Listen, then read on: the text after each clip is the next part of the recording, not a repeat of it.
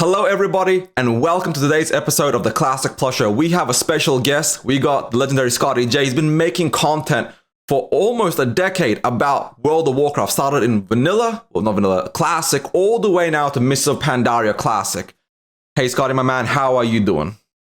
Hello mate, thank you for inviting me. It's not quite a decade. I wish it was a decade because that means I could have started around a time where I'd have really caught that, vanilla hype when it was Classic 2019. Unfortunately, I missed out on that. But yeah, no, I'm doing good, mate. Thank you for the kind words. The only words I have are kind, my man. So I want to dive right into it because we're going to start with MoP Classic. And the very first question is something that I get asked a lot.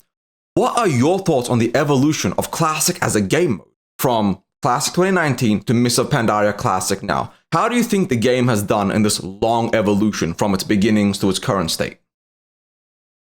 Oh god, that could be a really long answer. Firstly, now as someone who everyone knows I love I like TBC. TBC for me is where the game starts, not vanilla. So getting TBC Classic, Wrath Classic, Cataclysm, cool. Mists is literally probably tied with Wrath of the Lich King as one of my favorite expansions. But I feel like they've been splitting their focus more and more since the end of Wrath of the Lich King, with things like, even going back as far as Season of Mastery. Season of Mastery ultimately still required some development work.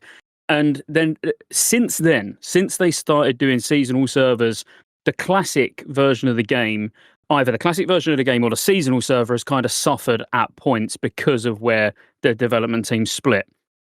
I personally hope Classic ends with MoP. Now, I don't want to start talking about the survey that's gone out and all of that with in regards to Classic Plus, but I think the journey's been great. I think it's slowly been bleeding more and more players over time, and I think that's partly to do with things like if Season of Discovery weren't an option, people that was playing Classic would have probably stayed playing Classic, but instead there was something shiny, new, they got hooked on it. Now sod's ended, they're kind of like, where do I go? I'd like to think many of them at least give MoP a try, and I'd like to think that MoP's numbers are going to be higher than Cata. But I think it is time that it came to an end. And that's probably not something people would... You probably don't expect me to say it. Want to milk those views and get onto Warlords of Draenor and start making content for that. But I actually think if Blizzard are going to deliver a Classic Plus or a new version of the game, whatever you want to call it, I think it needs their undivided attention. And I think, for me, the Classic journey so far has been great, but I am quite excited to see what happens post Mr. Pandarian.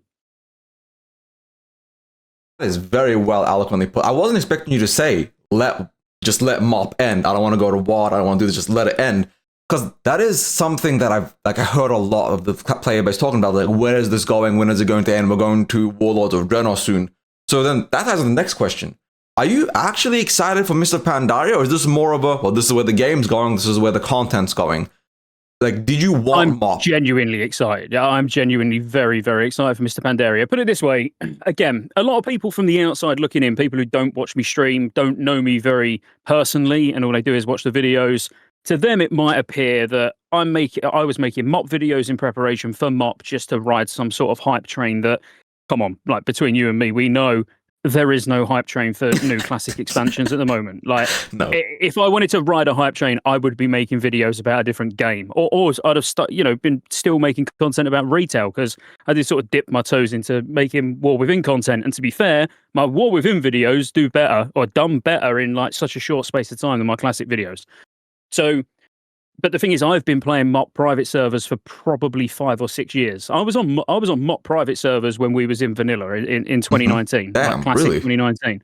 Yeah, I love MoP and I love Wrath. Those two are the two private servers that I've played the most, and I'd always go back to. Once we've done MoP Classic, in 3 or 4 years' time, I'll probably do another MoP private server. Because I do genuinely enjoy the game. Okay.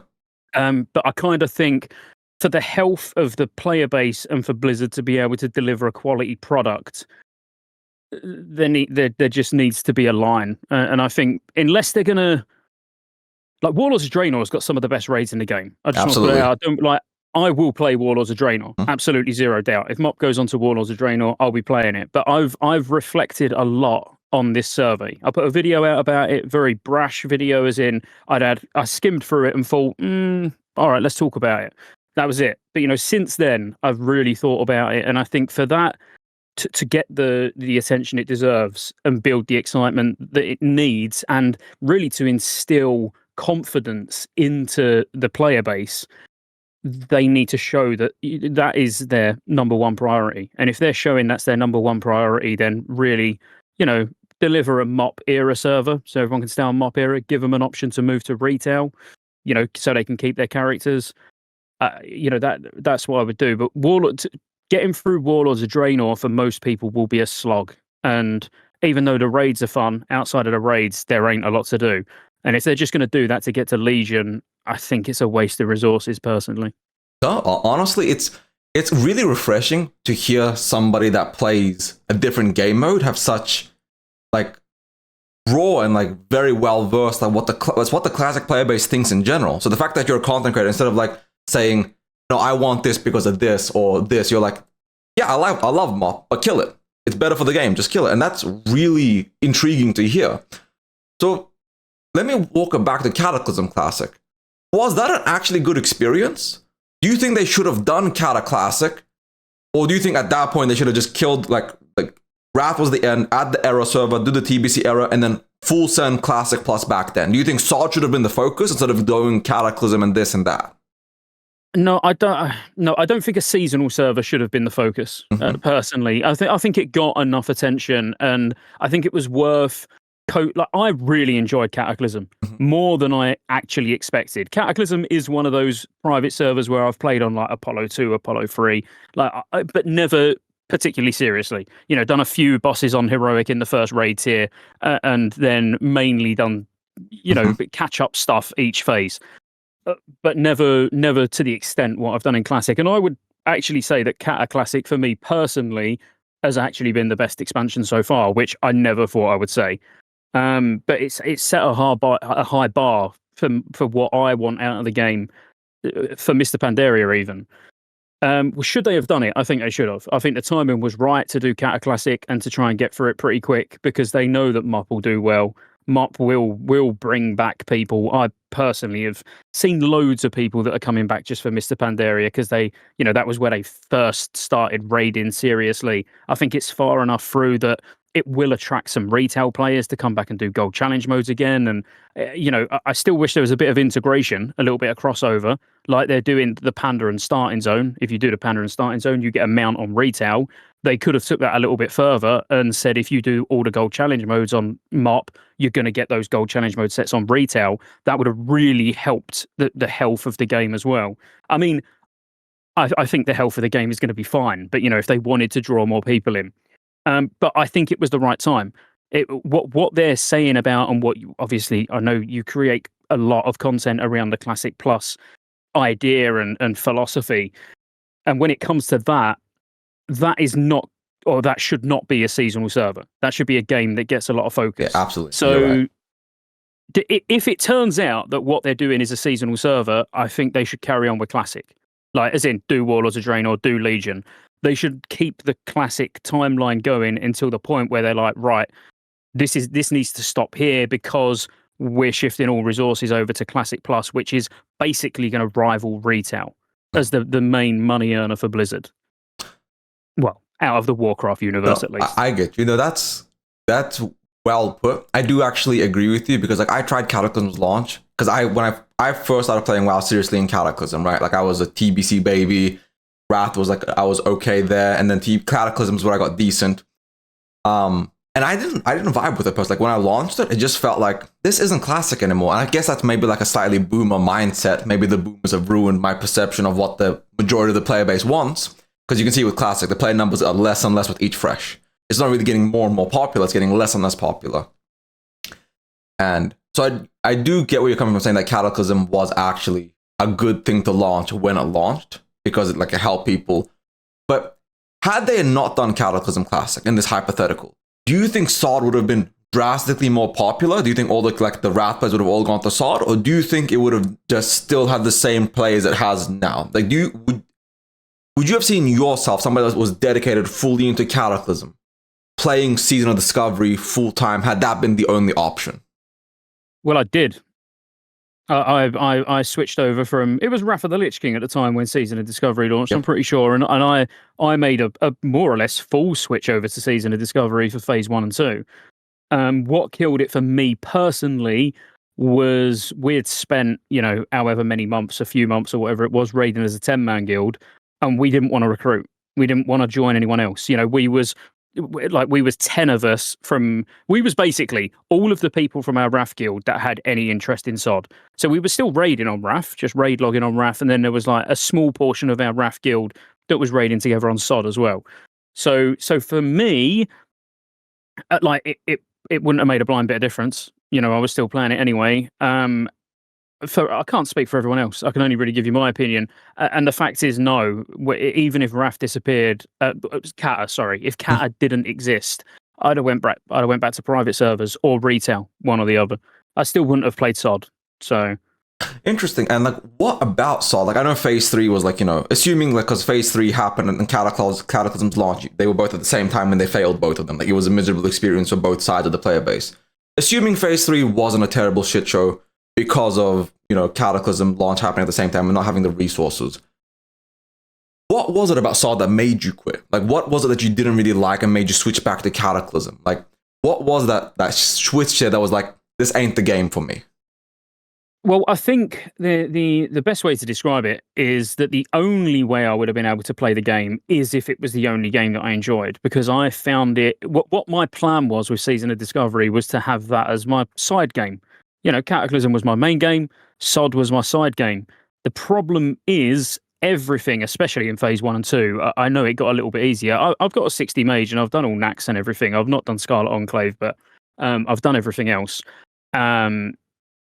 It couldn't be a side game. Everything was so expensive. Just getting your crafted gear from Gnomeregon, getting the crafted, professions done, being able getting raid ready, so getting world buffs. I fucking detest world buffs. I think it's just such a shit system. Probably the worst system Blizzard ever implemented.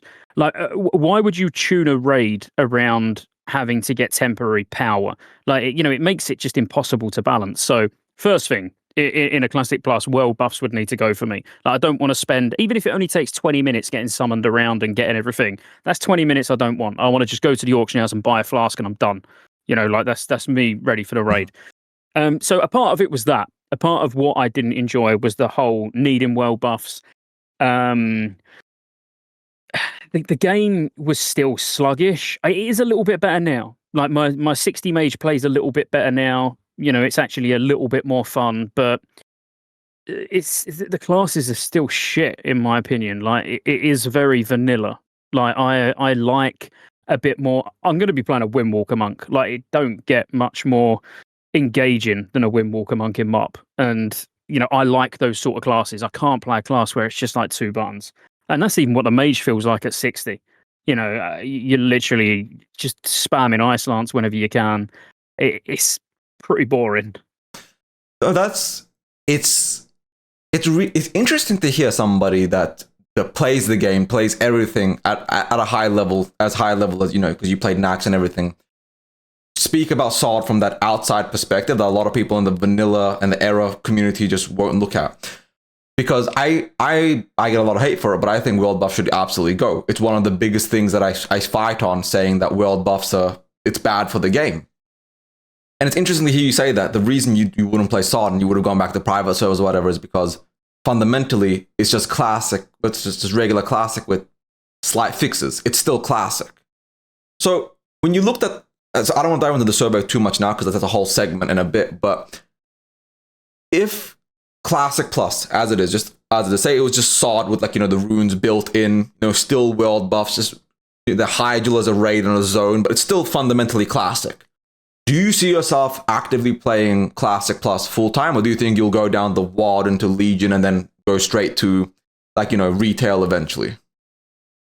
It would completely depend how it's handled. If it was still the whole fucking 20-man scaling up to 40, and it don't scale, you can just take 40 people. But 20-man is ultimately the difficulty. If there's still all that janky shit in it, I wouldn't be interested. I'd probably level on it, You know, again, as long as the leveling was quicker, because that's another thing I absolutely hate about vanilla. Like, I know a lot of people say, "Oh, the part of vanilla is the journey to 60." Like, that ain't me. That's why I don't like vanilla. You know, I want to get to 60. I want to start raiding. I want to be getting gear. I want to, you know, like, that's what I play the game for. I play the game to play with other people in raids, in dungeons, in heroics, whatever. So firstly, the leveling would need to be faster. The raid, sure, like if it was Mount Hydra and it was more or less a copy paste from TBC, but you know, it was scaled for level 60. I don't like the whole sanctified system and all of that in Season of Discovery as well. Like all this fake borrowed power bullshit, which like how have they not learnt that that's a bad thing from the last 20 years in retail? That's just something else I want to rant about. So it would have to be done right. It's as simple as that. No, that I do agree with you because it's weird. I kind of thought we would have a lot more disagreements, but like you're really hitting the problems of Season Discovery and Classic on the head in the sense that it's a game that player base has not evolved at all and expects the rest of the world to stay back behind with it. And I was actually thinking about this recently because when I did my survey video, I explained fundamentally why Classic needs to evolve in a Classic Plus. And a lot of people are saying, no changes, minimal changes, don't do this, don't do that. And it made me realize that the devs were right in going down the retail route. They were just wrong in how they did it. They didn't do the right changes to make World of Warcraft a better game, but they made changes that were necessary. Well, not the changes that they did, but change itself was necessary. They just didn't do it correctly. I should clarify. Mm-hmm. And so it is interesting to see that even if they did Classic Plus, if it was still regular Classic jank, I absolutely do agree with you that a lot of people would not play it. It would have the same fate as SOD. Huge spike, and then a continuous drop, and then it like levels out around 100, 150k. I don't think that's enough for Classic Plus to truly survive in the long term. I think it would need far more players. But we'll come back on the best, how I would put it is if it was the same as vanilla, just era server, yeah? Log on an era server. If that was Classic Plus, but what it gets is some new zones and some new raids, that ain't enough. That's not Classic Plus. That's not, yes, that will get the small player base that wants the original shit version of the game being vanilla. It needs to be bigger than that. Because surely if you're going to develop a game or if you're going to base it on one of your existing games and then build on it, like however you want to word it, you're going to want to not only attract the people that are currently playing your game, because what fucking difference does it make where you play? You're still paying them. You know, like they want to deliver a good product to the people that are paying them, but at the same time, they'll want to attract people who are not currently subscribed. How do you get those people? Are you really going to get all of those people by just doing basically another fucking vanilla server? They've just done Anniversary. Like they're going to do another vanilla server, but at level 60, you're going to have some extra raids and probably after Nax. So you've got to play through the original shit first again anyway. Like it would need to be wildly different. Even like going on to the raids, I don't think you could have Molten Core and Blackwing Lair as the first raids. Like if they was in somehow and scaled to be different, like for me, Classic Plus would have to be completely different raids. Like not you get past Nax and then you start to get new content, because like on any private server, most people never even get to the final tier of content, and that's what you're going to get, and that's what we've got in SOD. Like the player base dropped off massively before we even got to like phase 4. Was it phase 4 that was 60, I believe? Yeah, phase 4 was Molten Core, and then we got the IKEA Meatball, and then phase 5 was Blackwing Lair with the tier systems. So phase 7 was the first new content with Karazhan Crypts, and then phase 8 was Scarlet Enclave. So until phase 7, well, we got Demonfall Canyon in phase 4, I think, with Molten Core. Yeah, that would have been at 60, yeah. Yeah, the first new dungeon, like the first new piece of original content was Demonfall Canyon. But it was essentially one dungeon which people, you know, even in like Cataclysm, I'm sure you only really run dungeons to get the gear and then you're done with them. You don't really run dungeons forever because there's no like Heroic Plus or Mythic Plus system. So they did that, and then we got Karazhan Crypts, and people love that. But nobody's actually running that at all right about now. Like, I think you'll struggle to find a Karazhan Crypts run for a lot of people. And how many people returned for a 5-man dungeon? You know, like, how many people did it bring back? I'm sure people went on and tried it, you know, but again, for me, Classic Plus needs it would need to see a huge amount of people, you know, like both from, and I don't just mean people from retail or people from Classic. I mean new players. Like it needs to be fairly.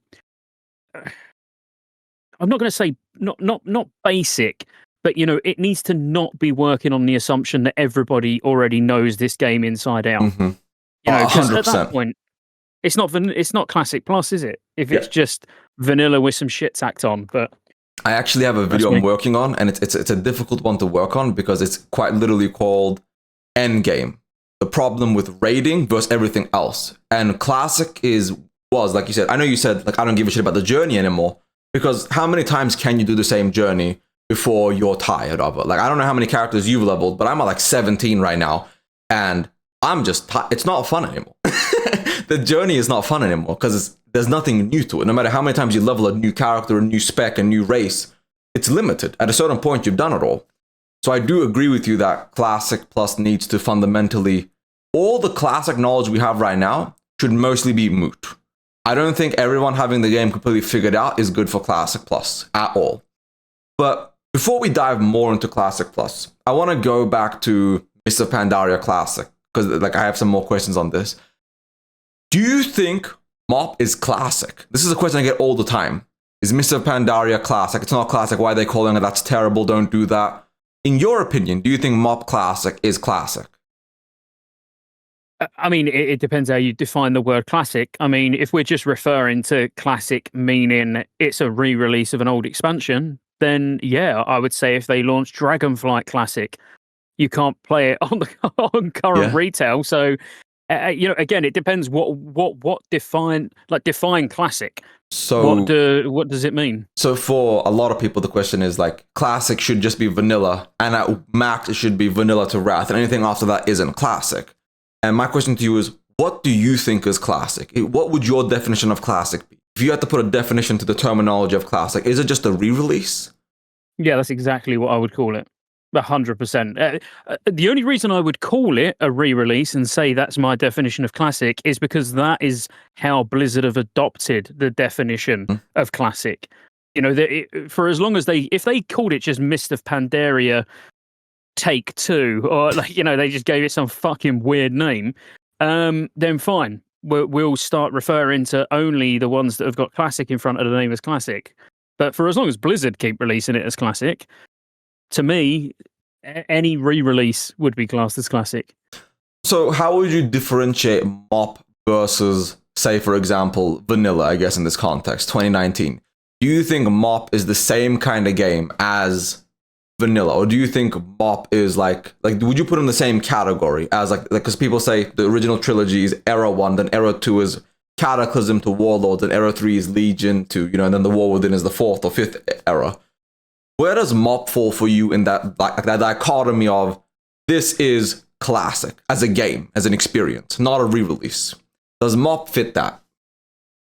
I mean, I would say that that's people giving some bullshit classifications to things with absolutely no substance. That's what that is. I mean, it depends. Like, it depends when you started playing. If you started playing in Wrath of the Lich King, then to you, classic Wrath would have felt classic because you got all that nostalgia back of when you played it the last time round. The same with MoP. If you literally, the first time you started playing MoP was Mists of Pandaria, and you've gone all the way through to retail, and you're still a retail player in War Within now, when classic MoP comes out, that will feel classic to you. Does it feel classic to someone that quit in Cataclysm and never played any further than that? No, probably not. But I think that's a very personal opinion on what you would consider classic. I mean, in terms of, like me personally, I would say if it was just my opinion, forget how Blizzard seemed to be classifying what classic means. I think just vanilla is classic. I don't even think TBC and Wrath is. Like in TBC and Wrath, when you've got, well, from TBC onwards being able to fly, going out of, like, classic would mean Eastern Kingdoms and Kalimdor. And anything outside of that is, you know, yeah, you start getting flying, you start getting systems that are in retail to this day. But that would just be my opinion that I've just made up on the spot because I've never really thought about it before. No, it's very well put, because it's a question I get all the time. Like, if I talk about Cataclysm, that's not classic. I even have, like, I'll talk about Wrath and TBC as classic, and like 70-80% of people will go, yeah, that's classic. But there's that very, like, 20-30% era Andes, you know, the people that just die hard just vanilla. They're like, that's not classic. Vanilla is classic. That's it. Do we need to classify classic as classic is a game that people who only need to press 1 or 2 buttons can play?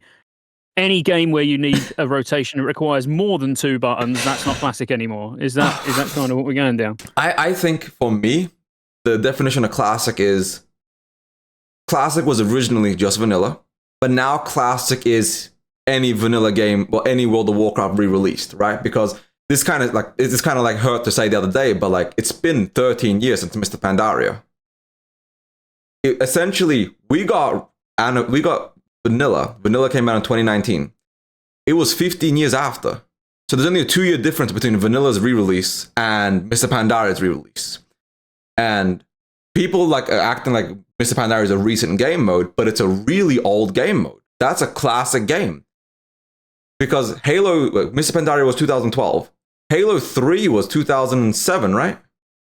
And Halo Reach was 2000. Halo Reach was 2009 or 2010. Nobody's calling Halo Reach a modern game. That's a classic game. So why wouldn't MoP be a classic game? But that's a definition. I mean, since MoP, we've had 4 vanillas. Like, I mean, how many classics do you need before we get something a bit different? I agree with you. I do think classic is a terminology. I guess the difference would be classic as a game versus classic as a terminology. Classic as a game is just vanilla. Classic as a terminology is any World of Warcraft re-release, which does mean Warlords of Draenor classic, Shadowlands classic, anything else classic will be classic, which is kind of wild. Yeah, absolutely. I do think, again, it's not something I've ever thought about. I'll be honest with you, because it's not something I've ever really cared about. You know, it's like, I mean, I play just what I enjoy and what people call it. You know, I don't really care. But I think for me, you could call just vanilla classic, and I'd be happy with that. And I'd say I'd never play classic again. that would work for me. That is absolutely wild, but it is absolutely intriguing question, because it's you're from the player base, from the community that plays Mr. Pandaria. You have never left that original classic pipeline, 2019 into TBC, into Wrath, into Cata, into now MoP. So hearing your opinion on classic, like, I guess because your community has evolved with you, it's no longer just the era or the SOD or those players. It's a new player base. Well, not a new player base, just the player base that's continued to evolve. Stuck around. Yeah.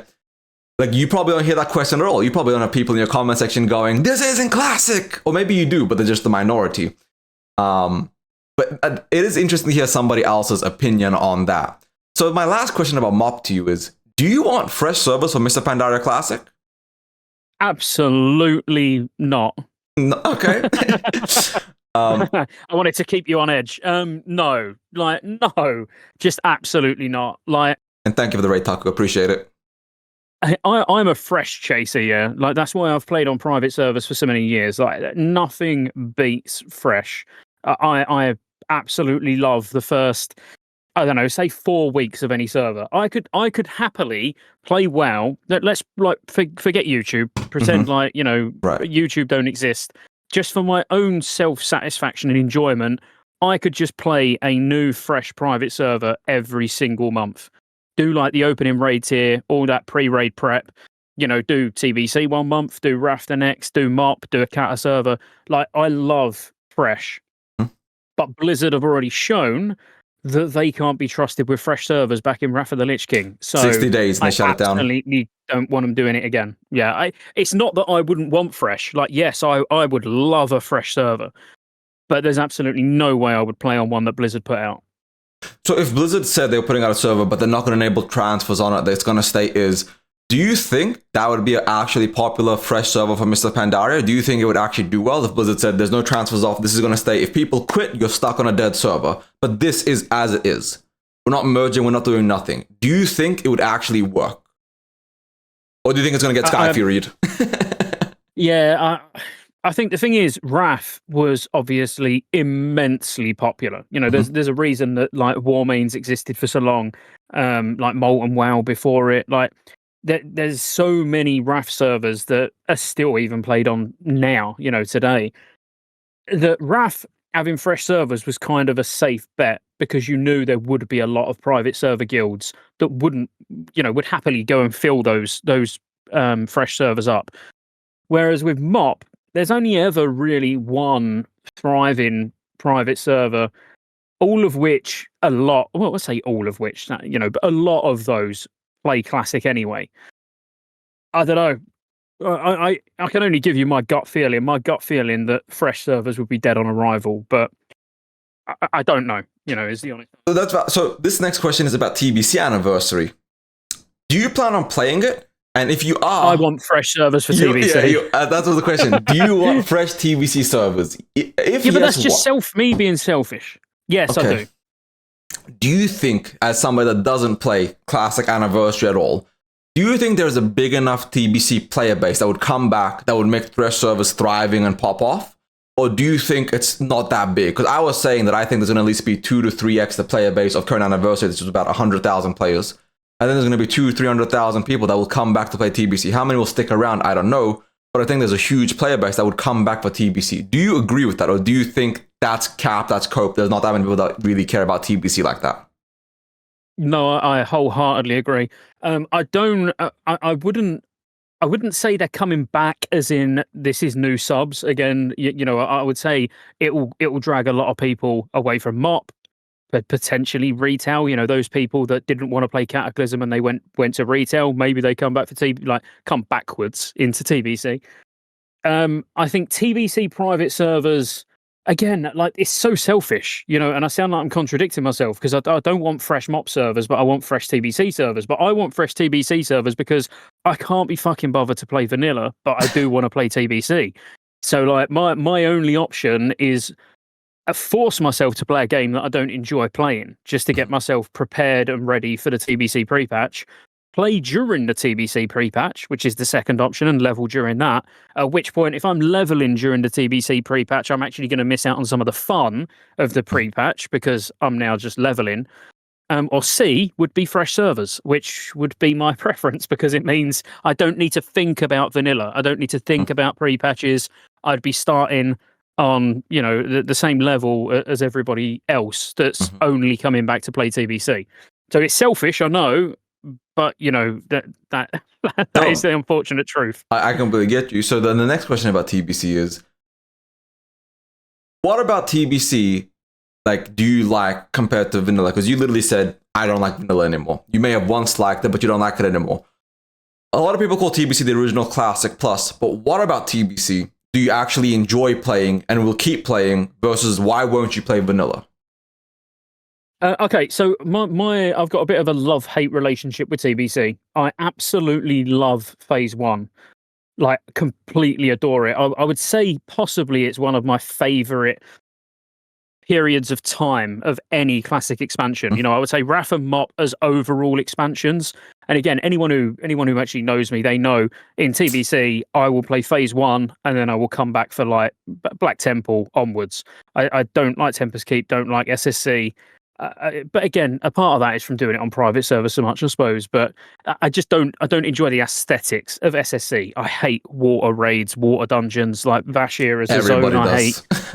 Yeah, so it just don't get me very excited. But the first phase of TBC, especially on a fresh server, is absolutely amazing. Like getting all your attunements done, getting into heroics and doing 5-mans that are actually pretty difficult, especially going from vanilla into TBC. Like, it's a ridiculously big step up.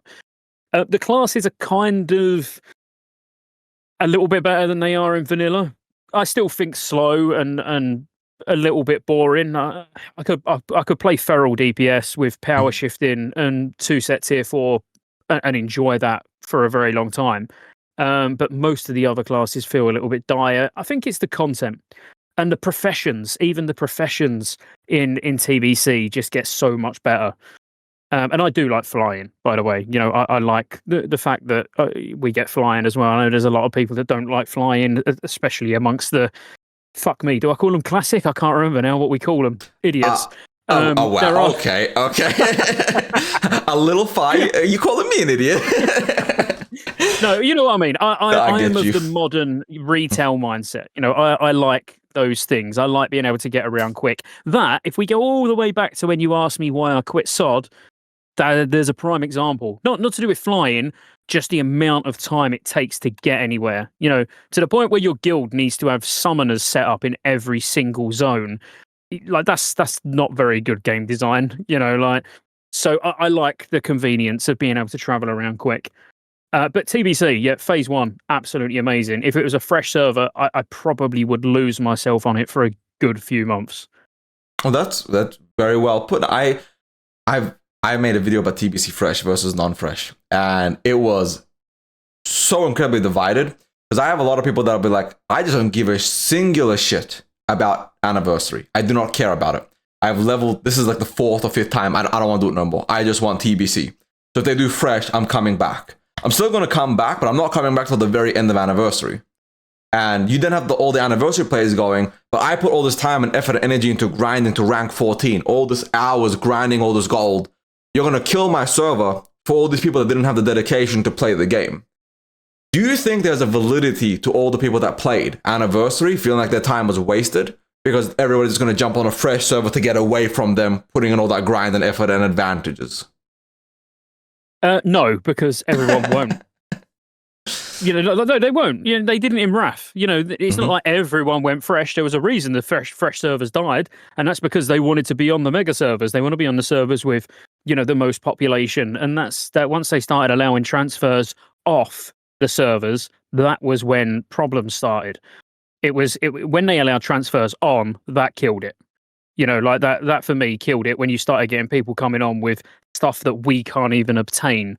You know, on Thekel. I was on Thekel in RAF Fresh.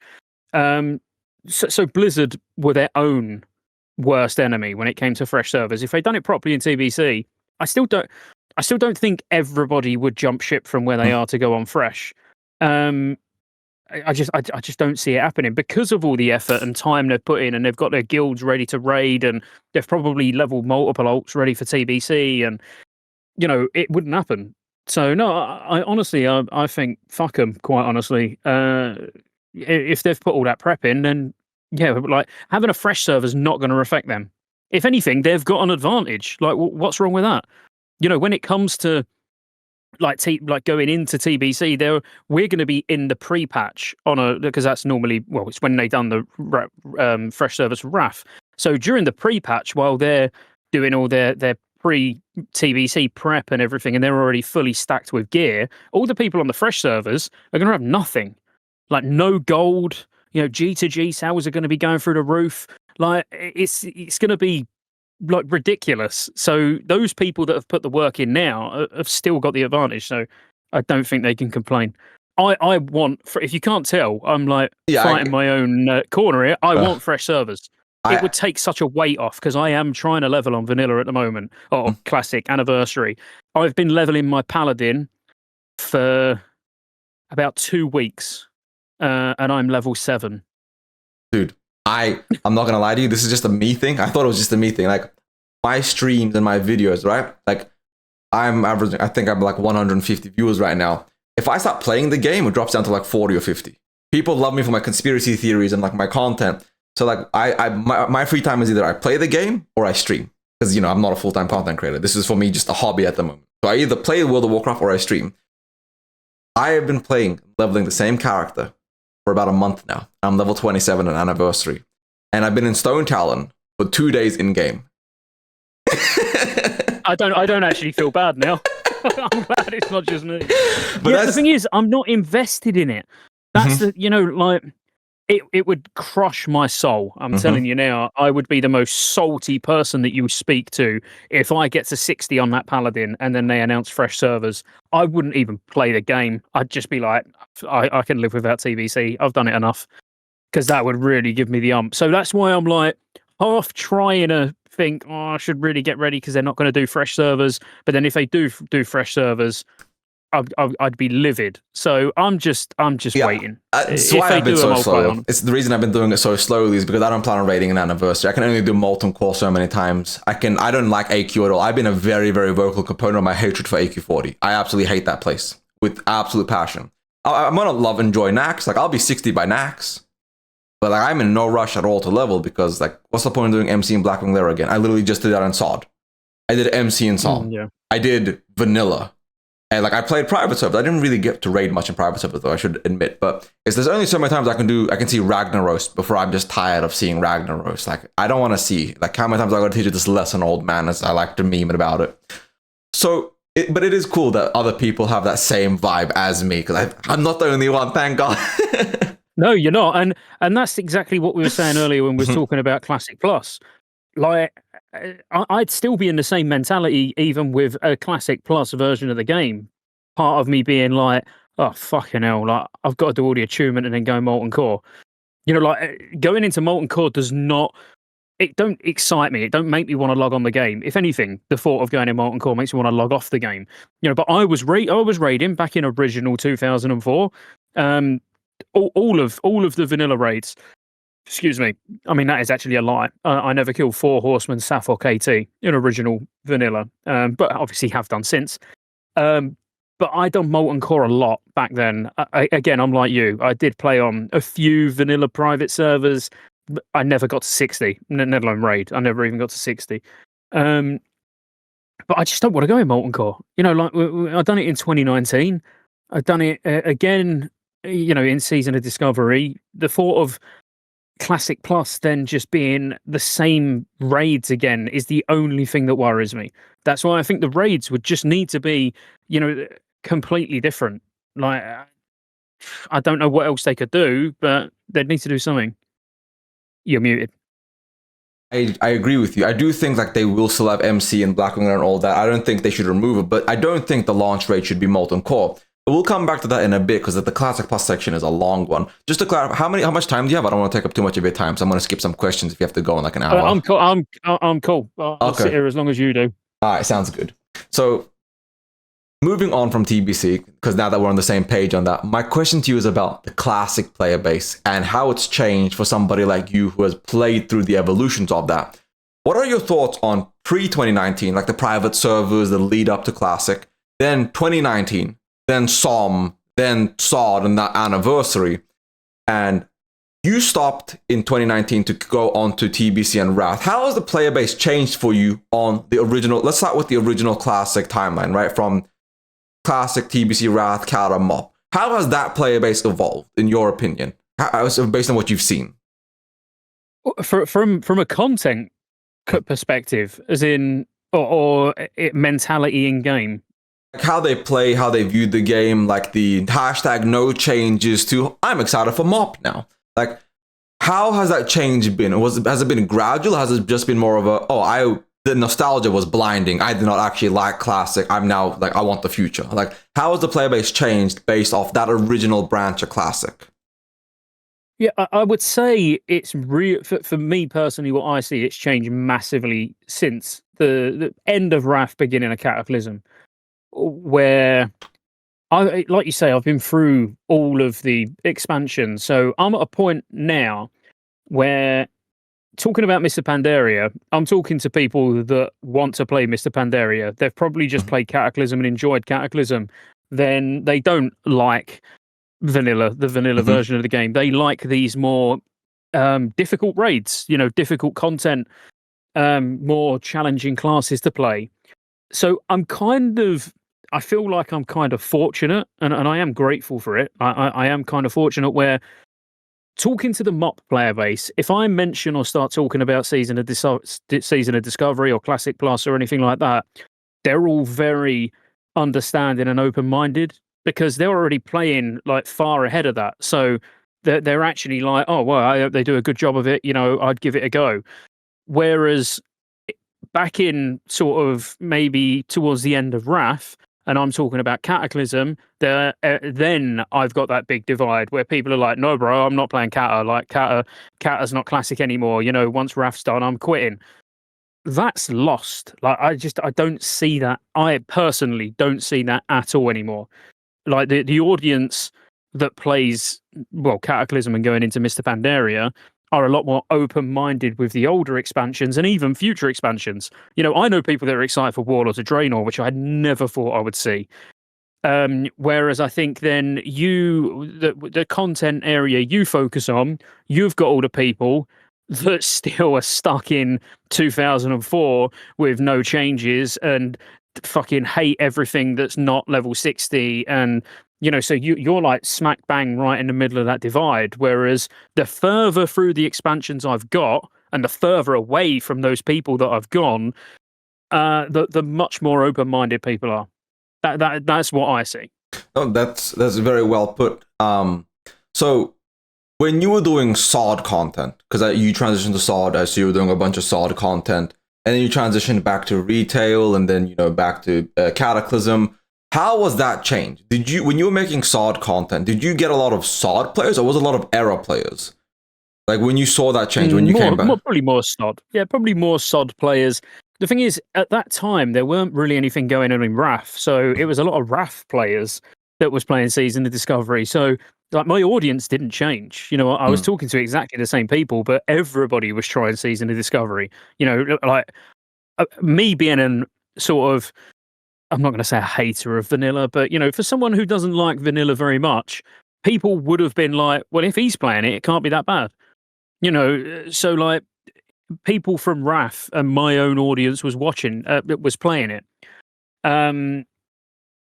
So it was still kind of a natural transition, as in going from Wrath into making SOD content. All the people that were playing Wrath were then playing SOD anyway, and then all the people that wanted to play Cata left SOD to go back to Cata. So it's like I've been going on exactly the same journey as all of those people. Okay.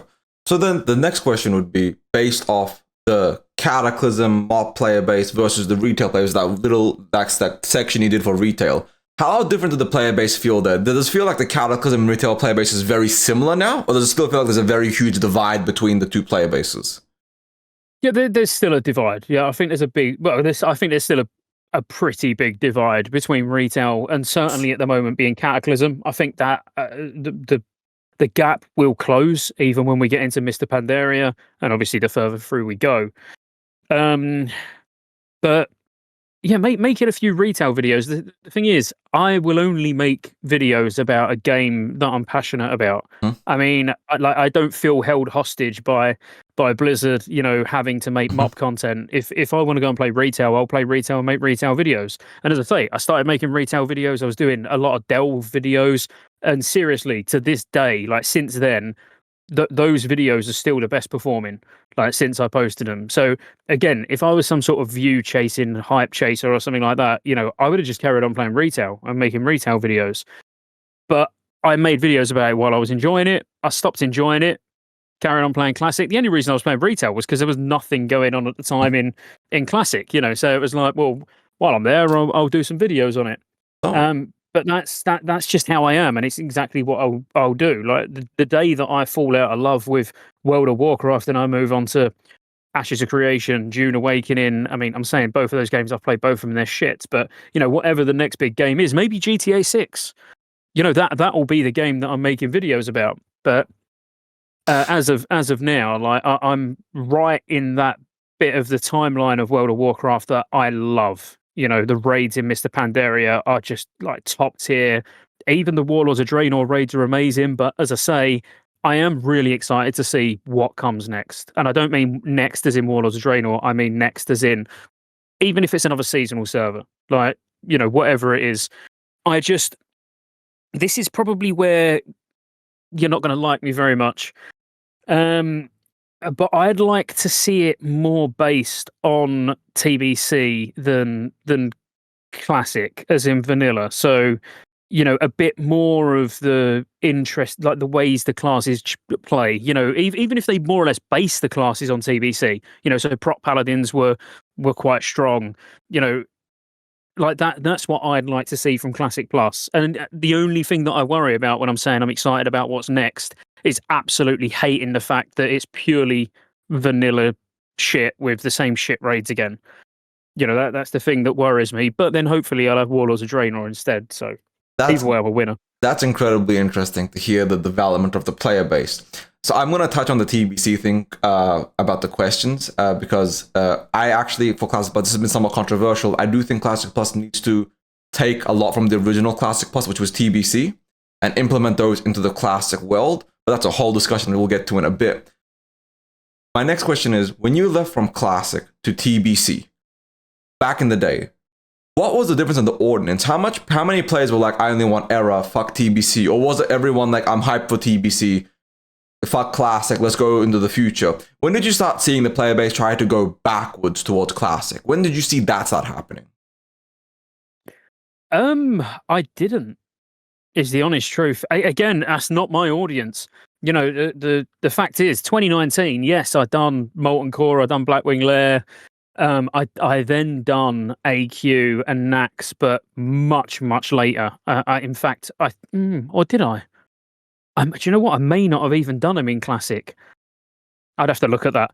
But I was on TBC private servers. I got to level 60 on Vanilla. Again, I was in the TBC waiting room the day 2019 Classic launched. I got through phase 1 and 2.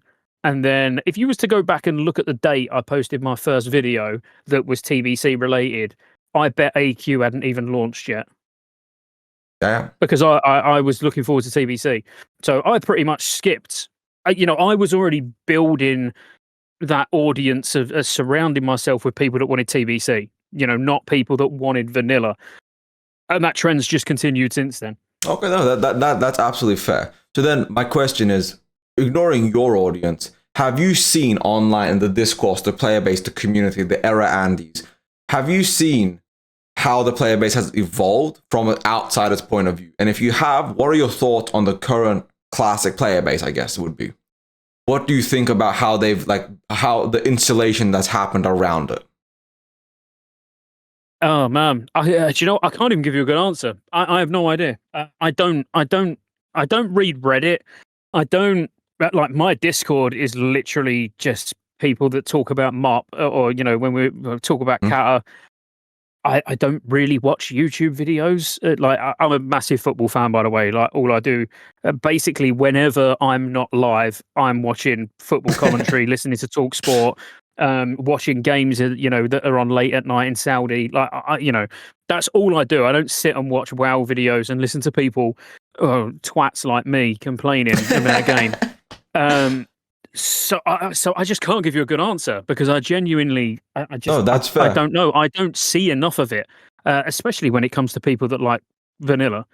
Because I just, like, no one would want to talk to me or anywhere near me about vanilla. No, I get it's not going to be a very engaging conversation. No, I appreciate it. Thank you for the honesty. Like, it is so interesting to see that the Classic, like, to see that your player base kept going with you and just never came back versus the people that got left behind and have like become this insulated community of just hashtag change nothing. For example, the Might of Stormrend. I don't remember if you remember that drama where they added that to Era, so you could get the Might of Stormrend, the render buff for the Alliance in Stormwind, so you didn't have to go do the weird mind control. And the Era player base complained about it, so they removed it. And it's just seeing how your player base was like, hey, you know what? I'm not saying TBC or Wrath is perfect, but I can't go back to Classic. I want to at least see what's coming next. Maybe a Classic Plus or whatever, but like, I don't want to go back. And see that divide of like, you kept going and these people just stayed back here. Like, nah, fuck that. And it's so distant now that it's effectively the same distance from Vanilla's here, your community's here, and then retail's here. The same distance between all three. We're all disconnected, which is just, it's just interesting. Yeah, and I can't ever get away from people either. I genuinely raid still today with people that I raided with originally in TBC. Like, it's mental. And even like people on the stream, people that I've raided with, and people in the guild that I've raided with on private servers for longer than Classics existed. We've just kind of, Yeah, like I say, I'm very much in a little bubble, like not affected by what any other content creators do, any other streamers. I don't get involved in any shit with other people. Like, I just don't care enough. So I don't see all of that, and no one comes into my stream and complains about stuff because they just get ignored. Like, No, okay, I get you. No, that's very fair. So then let's just move on. The beginning of like the Classic Plus section. All the quality of life changes versus no changes. Now we already know you do not like vanilla, so I assume you would want quality of life changes. But the question is, how many quality of life changes would you say, keeping it to classic and vanilla? So we're not going TBC or whatever. How many quality of life changes would you want to see before the game was actually good for you? As somebody that's no longer a vanilla player, what would it take for vanilla to be playable without it stopping being vanilla? So not just saying, let's just do mythic rating and this and that. Within vanilla, just quality of life changes. So we are talking this sort of hybrid version of the game, which I say a hybrid version of the game because, yeah, basically when you're asking me for quality of life changes, we're talking about things that already exist that are going to be brought into vanilla. Yes. Whereas I think you would need less quality of life changes if the game was innovative. So if Classic Plus, I'll give you one prime example. I'll give you some quality of life examples of what it would take for me to play. But imagine something so basic as fishing. So in Classic Plus, if fishing was redesigned, so it was a little bit more interesting than you cast out, you've got a bobble, you click on it, and you've got a chance of getting a fish. If they redesigned fishing so it was a proper little mini game that almost felt fun to do, at that point, fishing has been redesigned. So if there's any quality of life changes around fishing, like being able to not worry about skill because you can just cast in pools, and as long as you're fishing out of pools, you don't need any fishing skill. That would be a quality of life change around fishing. But if fishing was drastically different in a Classic Plus version of the game, then the quality of life change would be redundant. So this is my problem with the whole Classic Plus thing, is for me, a Classic Plus would, yes, absolutely be set in Eastern Kingdoms and Kalimdor. Nothing outside of that. Yes, zones would be finished off, but that should be about as far as it goes. That should be, for me, this is for me, I can't speak for anyone else, that's basically the landscape for Classic Plus. Then the classes should be different. The professions should be different. Inside it should be a completely new experience. That's just their play area. At which point, then quality of life changes. It's not as easy just to then take quality of life changes that we're already used to in other versions of the game, because this would be a completely different version of the game. But it's just being called Classic Plus because it's still got the more slower feel to it, the old character, well, maybe updated character models in HD textures and all that, but still it don't look like retail. And ultimately most of the systems are different. That would be Classic Plus. What I see this as, what they've surveyed and what we're ultimately going to get, is another seasonal server. You can dress it up, and Blizzard can dress it up however they want, but ultimately it's a hybrid between classic and retail, where there's not going to be that much thought going in quality. Like, there's quality of life changes that would probably be absolutely amazing to put in Mr. Pandaria. Like, think of it this way. It's taken 20 years to get account-wide currencies and reputation. Retail's just got the warband system. Like, that was crazy. Like, that's a crazy development. But that's brand new. That's brand new. Like, I don't like the idea of just basically picking up quality of life systems from another version of the game and then dropping them into vanilla. I think they should be more looking at what they can do that suits this version of the game, rather than what can they basically copy and paste that will just be acceptable in this version of the game. So flying. You're obviously going to be absolutely against flying, I would imagine, in Eastern Kingdoms and Kalimdor. Absolutely. Me personally, I wouldn't be, because I want to get round quicker. But then you don't need to just take flying from TBC or you'd say from Cata, because that's when we got old world flying. But you're not just going to take it from there and drop it into this new this new game mode, what can they do to make travel a lot better? You know, be creative, like sky riding mounts in retail. What about those, but on the ground? You know, so it's almost like a mini game riding around, so you can get around quicker, but you're still on the ground. You know, like, I know that's a really long-winded explanation, but you know, that's what I mean by not just taking quality of life changes, which we already know about, you know, build on what the problem is in vanilla, like for me and for many others, by the way. Like, you know, this is not, I'm not an isolated sort of incident here. I know so many people from my own guild that quit Season of Discovery purely because of how long it takes to get anywhere. And like, they got to 60 and then hated their life. That's incredibly well put, because like I wasn't expecting that answer. I was expecting you to say, because I wanted to hear like from somebody that plays like MoP and Cataclysm, is excited and looking forward to them, how they would fix vanilla. The fact that you were like, well, I don't want to just band-aid fix it. They need to rebuild from the ground up to be a better game. That's what I've been saying for a long time for Classic Plus, is it needs to be built from the ground up, effectively a WoW 2, right? Like, my best example is a full-on remake / remaster, kind of like Oblivion, where it took a lot of Oblivion's jankiness, fixed it, addressed it, but kept a lot of its core jank that made it special, but just made it more palatable to a lot of people. And that's what Classic Plus needs. So, for example, the travel, using that as an example, I'm absolutely against flying mounts because it takes away from the world. But the issue is the player base has evolved, right? We can't expect people to travel for 50 minutes to get to one location. I need to do a dungeon, but I'm not paying for a summon bot. And in this world, I'm assuming Blizzard actually addressed the botting issue, which is a question I want to ask about MoP, and if you guys still have a huge botting problem like Classic does, but we'll get to that in a second. If there was no botting and you just have to fly, I want to do a Stratholm. I'm in Stormwind, summoning zone doesn't work, it's going to take me 40 minutes to get there, and then run there, I got ganked and this and that. So for me, it would be triple or quadruple the flying speed of well, what are they called? The flight vendors, the flight guys, how you just talk to them and they send you there.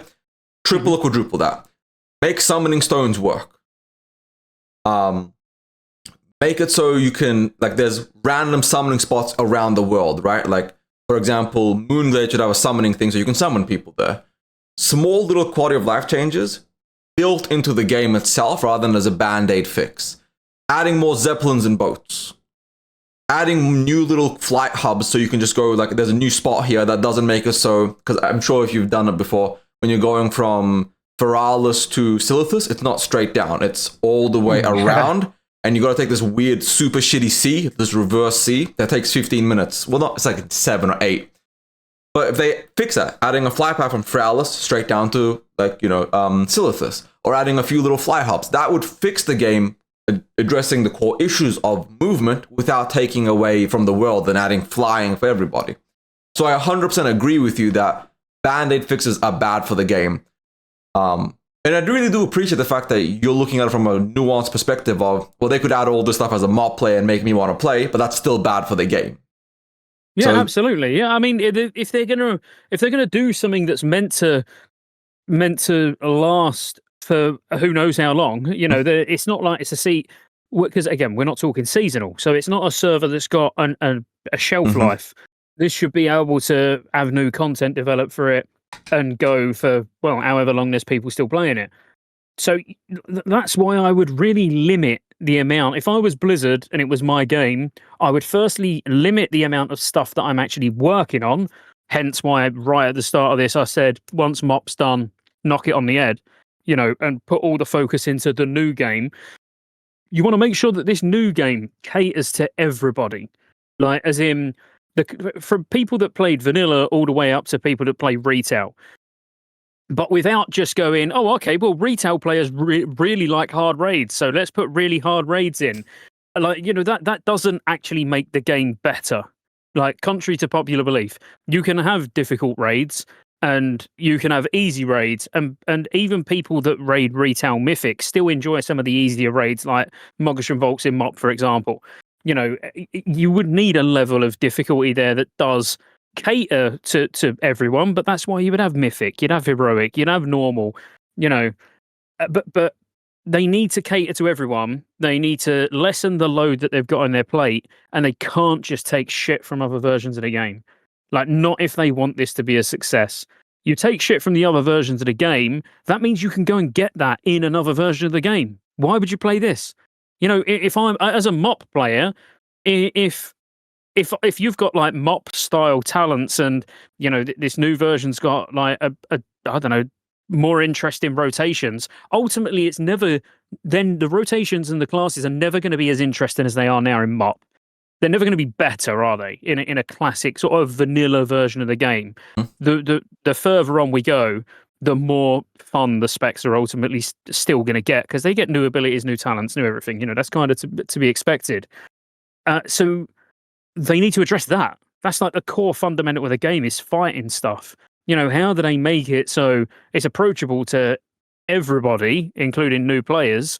And I'm not talking the one button rotation. We won't talk about that button. But then at the same time, making it engaging for people who play retail to still be able to play these classes.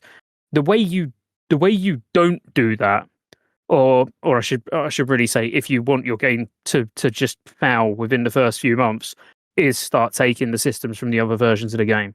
It will literally get the sod treatment. Everyone will be like, "Oh, hype! This is new. This is going to be amazing."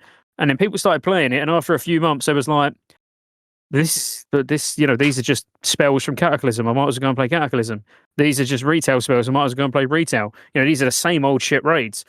It needs to be something very different. Absolutely. It's something I said about SOD a lot. Was I was like, because when I saw the initial BlizzCon announcement, if you remember back in 2023, they showed the 4 pictures. You had BFD, Nomerigan, then you had the Scarlet Enclave, and then they had Karazhan Crypts. So everybody thought it was going to be, you know, 3 level up raids with Scarlet, and then the 4th thing would have been level 60, would have been a brand new Karazhan Crypts raid. That's what everybody was expecting. And then we got MC, then Blackwing Lair, then AQ, then Nax, and Karazhan Crypts was a dungeon. And we had the end game of Classic was literally Classic with twist to it. And I'm not saying those raids shouldn't exist, but they should not have been the 1st, 2nd, 3rd, 4th raid. It should have been new raid, MC, new 20-man raid. Then it should have been Blackwing Lair. Then it should have been, you know, AQ40. They should have sprinted it. Then a brand new raid tier. Then Nax. Then Scarlet Enclave. They should have had a staggered content. There should have been AQ40. They should have deleted it. If it was up to me, oh no, somebody detonated a nuke in AQ. Anyways, let's go next. Like, that's just me. Like, I know people love AQ, some people hate it. I'm just like, I don't want to force my opinion down people's throats. I just hate AQ, but that's just me. But it's just very. It's nice to hear someone from the outside see the core issues of SOD and Classic Plus and explain it adequately. Because I feel like I'm speaking to the choir. It's like nobody's listening. It's thank you for that. That's the thing. No. I only say what I think. You know, I'm very, very honest. And you know, again, on the basis that I make videos about the games that I'm passionate about, I want the game that I'm passionate about to do well. And I really want whatever this Classic Plus version of the game is. I want it to do well, and I want to play it. Do you know what I mean? I want to look at it and be like, man, like this is going to be insane. But I think for me to look at it and think that it's going to be insane, it's going to have to be very different, you know. And again, I could sit here and give you loads of examples, you know, of how different. You know, fishing was just an example of something that's very boring. It's not changed. The same as like just riding around on a ground mount. That's something that's not changed. Like, they should look at those sort of basic systems as an opportunity to improve and an opportunity to go, oh, what, you like, you know, you like a fishing mini game, you know, where it's actually engaging to do it, and it don't feel like you want to just rip your eyes out because you're actually having to fish. You can get that in this version of the game. You can't get it anywhere else. Not like, oh, in this version of the game, we've got AoE looting. Yeah, cool. We've got that in MoP. Yeah, but in this version of the game, we've got random dungeon finder. Cool, we've got that in every other version of the game. Like, you know, it needs to be unique. It needs to attract everyone, because ultimately it's the old zones that everyone loves and that are steeped in lore, if you're into that sort of shit. Like, I only care about raiding and dungeons and stuff. I don't really care about the story. It's something else to that's a lot of people. Yeah, I love the lore, but I'm the minority here, brother. If people like the lore, we wouldn't have gotten Shadowlands and BFA. But, you know, cool factor is more important than actually good storytelling, sadly.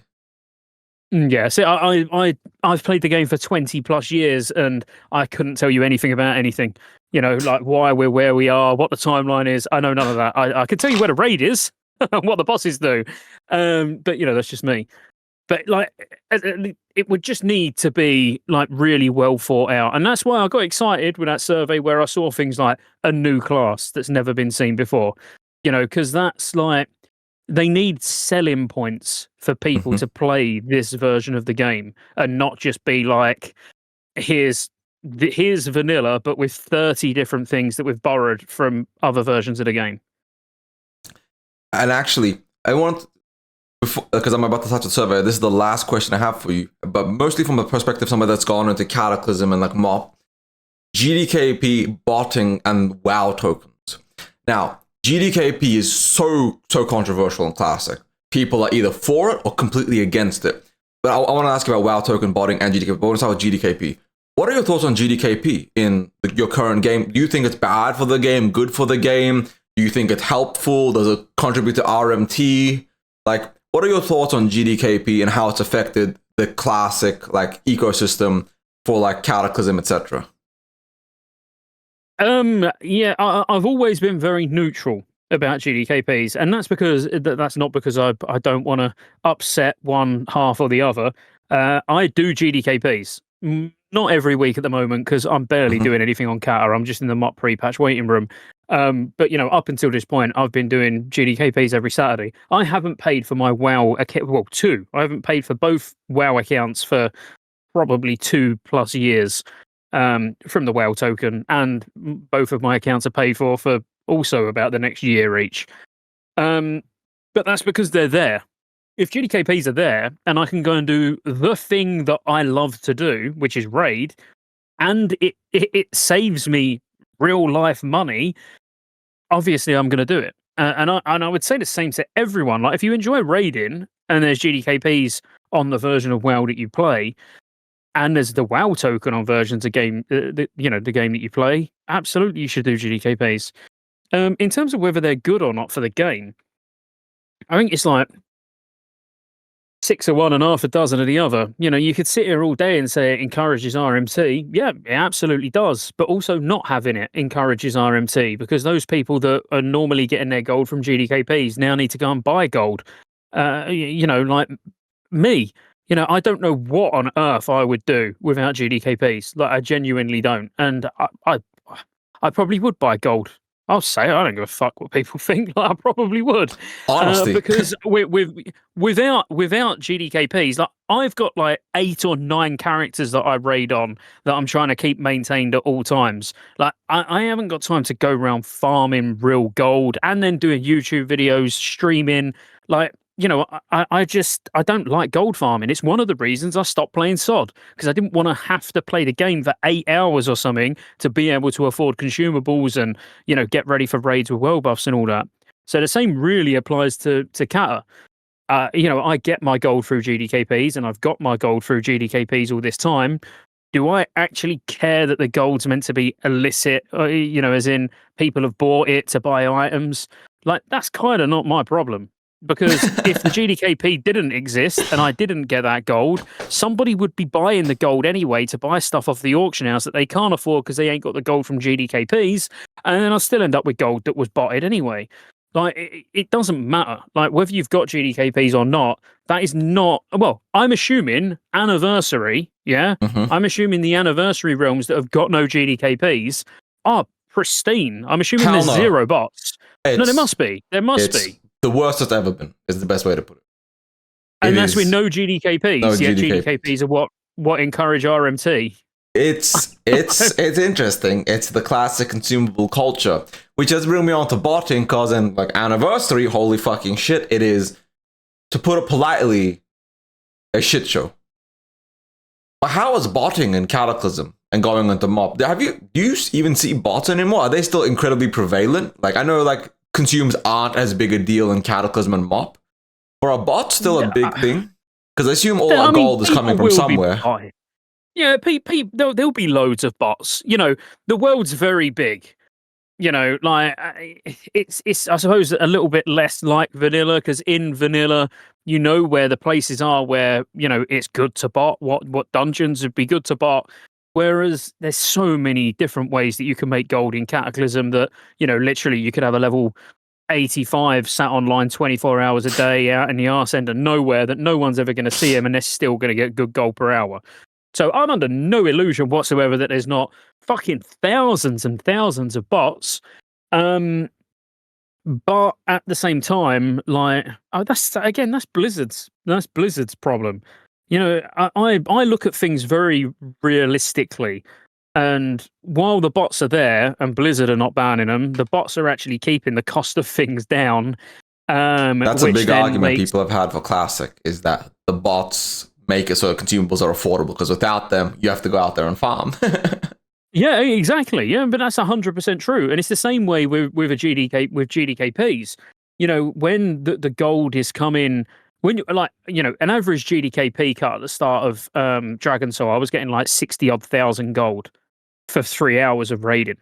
Like literally 60 odd thousand gold. That's like more. It was about 4 months of game time. Like, you know, I could do one raid a month and never have to worry about gold ever again, just for 3 hours a month. And yeah, obviously the gold's going to be coming from somewhere, bots, whatever. But at the same time, it's not the same.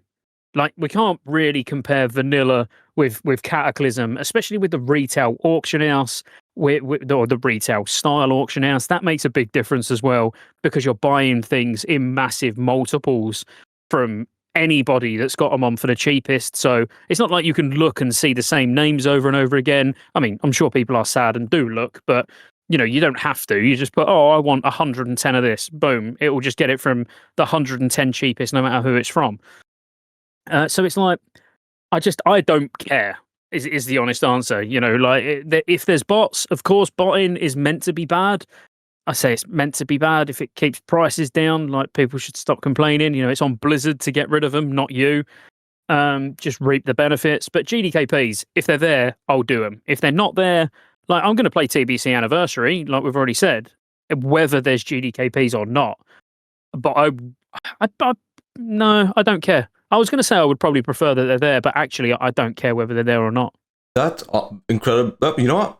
It's the arguments a lot of the pro GDKP people have, because even in Season of Discovery, the moment they announced the servers were dead, the price of consumables doubled because all the farmers and bots left. Because the player base at this point doesn't actually go around the open world and farm like that. They're just so used to swiping and buying stuff. So it's a cultural problem rather than a gameplay problem. Well, it's also a GM having in-game GMs, and that would tackle the botting, but it's not cost effective.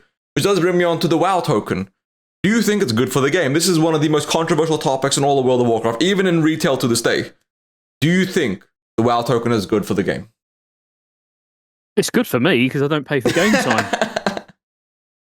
So I'd have to be honest and say yes. I mean, how can something that saves me like $300 odd a year be a bad thing?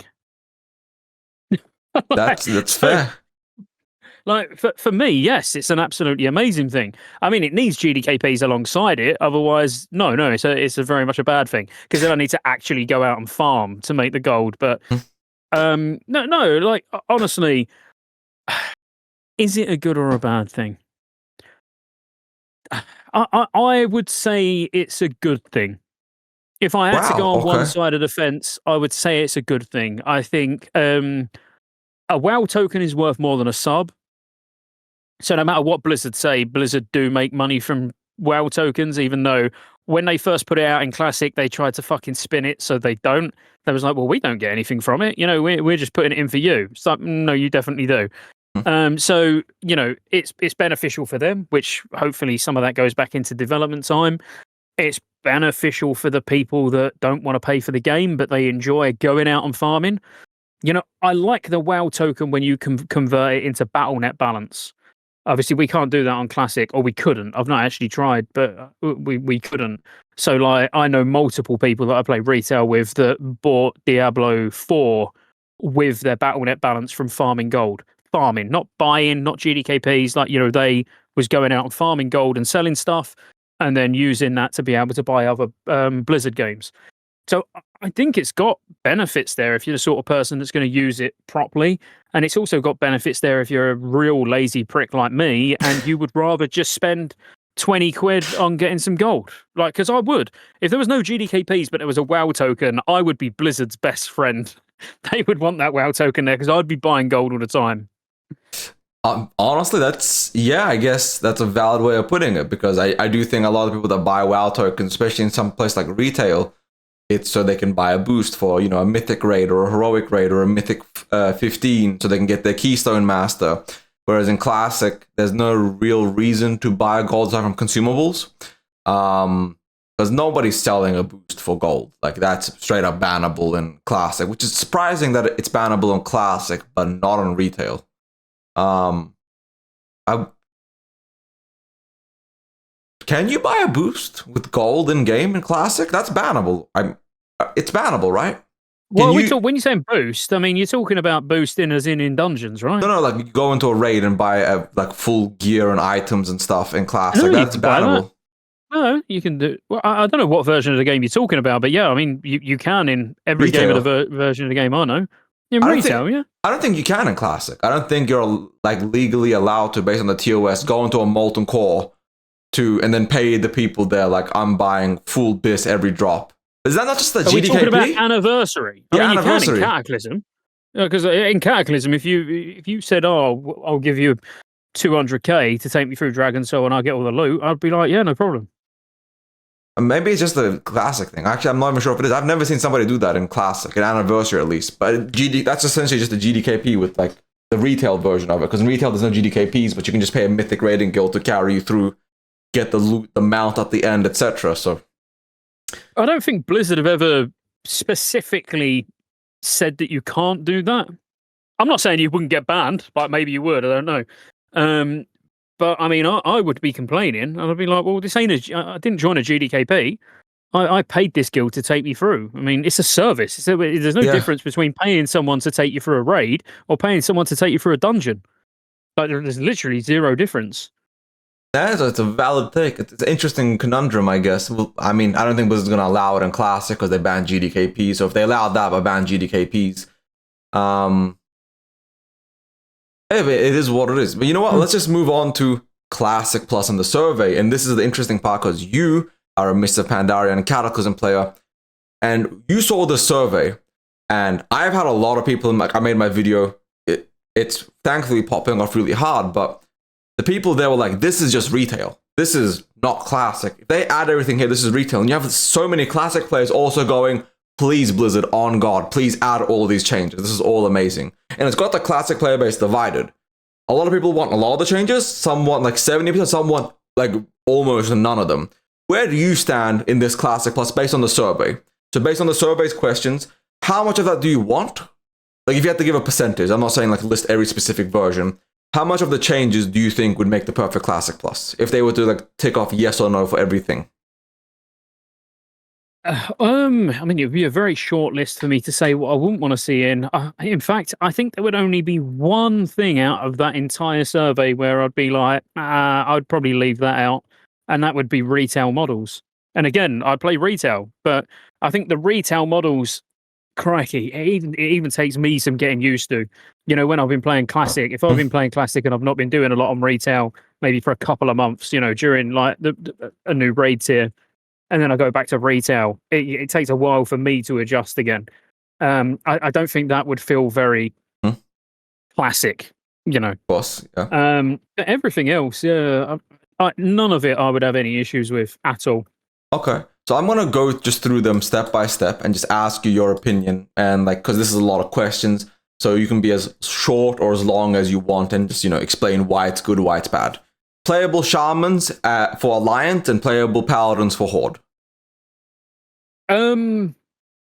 Okay, so I'd say yes, based on TBC onwards, you know, but based on what we're used to. We're used to Alliance and, you know, Alliance getting Paladins and Horde getting Shaman.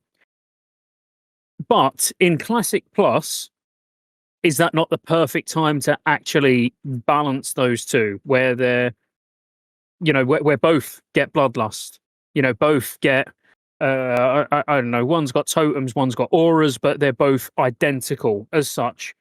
So you wouldn't have to necessarily have shamans and paladins for both, and you can keep a little bit of unique flavor to both of them. But ultimately, that could be on Blizzard to, in a Classic Plus version of the game, to keep that faction identity, but make them so one's not more powerful than the other, and one doesn't bring something that's really key to a raid that the other one doesn't. Okay, no, that's fair. I do actually agree with you. I kind of personally they should add Undead Paladin, add Dwarf Shaman. Why not at this point? It's Classic Plus. It should be based slightly more off on TBC, with some changes being brought back to Classic. But what you said was valid. The next one is collections. I'm personally for collections, but I'm against account-wide collections, where all your mounts and your reputations and everything is account-wide. Do you think that is good or bad for Classic? Or Classic Plus in this context? Having it account-wide? See, I think account-wide just makes it makes the game alt-friendly, and I think the game should be alt-friendly. So... Sure. I think if you're going to have collections, having them account wide makes sense to me. I think gone are the days where we should have to have, mounts in our bag, taking up bag space and stuff like that. So a collection tab, 100%. I suppose account wide is very, I don't know. I would say yes, but obviously I'm going to say yes because I can't imagine having a collection tab that's not account wide. And I think if you want a game to be successful and you want people to sink a lot of time into it, like we're not of that player, like we're not the player base we used to be, where you would do the insane title on 3 different characters. You're not going to go and farm 100 mounts to get the mount achievement on multiple characters. Like it wouldn't be something that would even be fun. I think the game would need to be alt friendly in a way where you're not punished for playing another character. Like, because it would feel bad even, if you're in a guild and your guild's like, oh, Scott, sorry, we need your priest tonight. And now you're having to go on a character that hasn't got all of that shit that you've got on your main because you're going to help the guild. Why not? I personally think a lot of it, you can have the odd thing where it's character specific. So for example, Jaina's Locket. We'll use Jaina's Locket as an example, which is the Dalaran portal, and you get it from the Shadowmourne box from completing Shadowmourne in Wrath. Like those sort of items, yeah, they shouldn't really be account wide. They took multiple weeks to be able to get. They've got value because you can sell them on the auction house because they're bind on use. Those sort of things. There could be exceptions, but I think mounts. They mentioned pet battles in the survey. How the fuck do you have pet battles but not have account-wide pets? Like that would be ridiculous. So I do think it's on a case-by-case basis. There would be certain items that should be for yourself, like for that character, but the vast majority, I would say, account-wide. So in this context, just out of curiosity, say the Winter Saber Frost Tiger. Do you say that tiger itself should be account-wide if you unlock it on one character? Or do you think something with that level of a grind, for example, say you get the achievement for it, the achievements are account-wide, but the mount is locked to the character that unlocked it? Or do you think that mount, despite all that effort and time, should just immediately be account-wide for all your characters? No, things like that, I think you could probably get away with, because that would be the equivalent of, let's say, like the August Celestial Mount. No, I was going to say, like in MoP, the August Celestial Mount. So, where like Blizzard have actually added in Mr. Pandaria, which is new, it was never added back in the day, like a tome of serpent flying, so your alts can fly all those mounts. So you do only have to get them once. And that's because it's a classic version of the game. In a Classic Plus version of the game, where you're obviously using the Winter Spring Saber as an example, but if we was to assume that it's a completely different mount that requires getting exalted with this specific faction to be able to get the mount, then if it's tied behind something like that, which essentially you could say the Winter Spring Tiger is, I know it's like ridiculous amounts of hand-ins, but ultimately it's a reputation. It's kind of like doing a reputation grind. That is right, isn't it? I've never actually done the grind myself, but you keep repeatedly handing into the quest giver. Yeah, it seemed too boring to me. It's an insane grind. I've never done. I tried. I think I got friendly, and I was like, I'm not doing this. This is not. Oh, so it is actually a full-on reputation grind. You do have to get to Exalted. I'm pretty sure. I tried it back in 2019, and then I very quickly gave up because I was like, no, this is stupid. I'm not doing this. But I'm pretty sure it's a reputation. I'm pretty sure it's a reputation. So I think if that sort of thing, you should require Exalted to be able to use it. Yeah, I could get on board with that. Because then that does limit the amount of them that you're going to see, which makes them feel a little bit more special for like rewarding for the grind.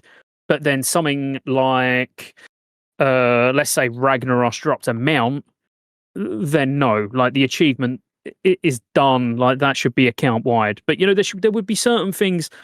Again, I want to make it perfectly clear. I couldn't give a fuck. Like quite honestly, you could just have everything account wide, and I wouldn't be precious about it. But I do get the fact that if they've got like a requirement, which if there's a requirement to get exalted with a faction, then your character may require being exalted with that faction. But I'm talking from a Classic Plus perspective, like nothing else. No, that's very well put. I do appreciate the case-by-case basis because that's where I stand. I think case-by-case is 100% the way to go. So then the next one is 1v1 duel arenas, or essentially, I'm not sure if it still happens in Cataclysm because I don't really play it. Do people still get outside Orgrimmar, Stormwind, or like Ironforge and 1v1 duel each other, or is it just arenas and rated battlegrounds? For Classic, it's a very popular thing. Duels. The duels are still a thing. What are your thoughts on 1v1 duel arenas? Not TBC or like onward arenas. 1v1s just for the fun of it. People can spectate, you can bet gold, like you go, I'm betting 100, you bet 100, I win, I get all the gold, stuff like that. What are your thoughts on that? Yeah, so there's the thing is, like, I get a lot when I put a video out and it is like almost reacting, it's almost reacting to that survey. Mm-hmm. It takes me a good few hours to actually then sit afterwards and think, do you know what? I wish I said that, because how I'd love to see this. Like, I think this dueling arena would be absolutely amazing. By the way, like I think it would be great. But how I'd like to see it is more or less like Brawlers Guild in MoP, which I don't know if you've ever done Brawlers Guild. I mean, tried it a few times in retail, every couple expansions, and I think I get like the first or second boss, and I'm like, I'm done. Yeah, so you get the premise of it at least. So I'd like it like that, but for PvP. So anyone can just walk in. You wouldn't need an invite. Like anyone can just walk into this instanced area. But the duels are happening in the arena that everybody can stand around and watch and throw things at them. Maybe if you're a duelist yourself and you can reach a certain rank, you can go to a VIP area like you can in MoP to be able to look down from a Zeppelin, and like they could do some funky shit with it. But it was only after I'd already posted the video I thought, fuck, like that would be really good as a Brawlers Guild styled area, where like the whole point is not just to promote streaming content where people are doing 1v1 contests. At any point, you could be bored, stood in Orgrimmar, and you're like, oh, I wonder if anyone's dueling. And you can walk in. And potentially there could be fucking 2 or 3 guilds worth of people just stood in there watching, random people fight. I think it would be... Yeah, I like it. I'd love to see it in MoP. That's cool, because I thought it was like in my video I said, because I agree, like you just said, I wish I put some more thought into it, because I was thinking about the perspective, this is just a shittier version of arenas. Why would people want this? And then afterwards I was like, fuck, that was a really bad take from me. I should have said this, because after I had some time to think about it, because I recorded it last night, I uploaded it this morning, and then I was like, I wish I said this. But by that point, it was too late to really change things. So I do think arenas like the Brawlers Guild, like you said, would be an amazing feature where you can have people up top, like, oh, those are the gladiators. Those are the people that got glad. They're high ranking. Look at them. And you can just even have like, get tutelage, like lessons, things like that. They could add a lot of mechanics to make it a fun thing. I'm not sure if it would do well, like very popular, but I know for a lot of content creators like Payo or people like that, they would love that. Oh yeah, absolutely. And it would be, it's just for fun. Like even if it didn't get loads of use, they'd have to tie some rewards around it. Even if it was like almost a daily quest that you could do if you wanted to do it, that just gave you a minuscule amount of gold, to go and participate, maybe not even win a duel, but go and participate. All of these types of content where they're optional kind of do need a carrot dangling, in my opinion. Absolutely. It's not got to be anything ridiculously powerful where everyone now feels like it's mandatory content. But if there was some form of currency that you need, or even if it gave you honor, a little bit, because they did say in a survey about, basically having like a RAF slash Cata style PvP system, where you earn honor and spend honor on items.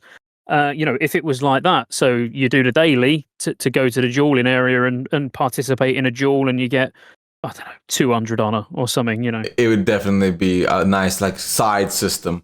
Oh shit, I need to get 6,000 more honor this week. Let me quickly get in the dueling arena. Let's duel. Let's get a couple of duels in. So I do think there's a benefit to it. Now, you already answered earlier about the new player character models, how it looks jarring even when you go to retail. So it definitely wouldn't fit in the classical. So I'm going to go to the next one. In-game events. Like in SOD, did you partake in the Blood Moon event and all that stuff? And what was your thought on that? I was farming coins, So what are your thoughts on like the Ashen Veil and the Blood Moon event? Yeah, I think done right. They're really good.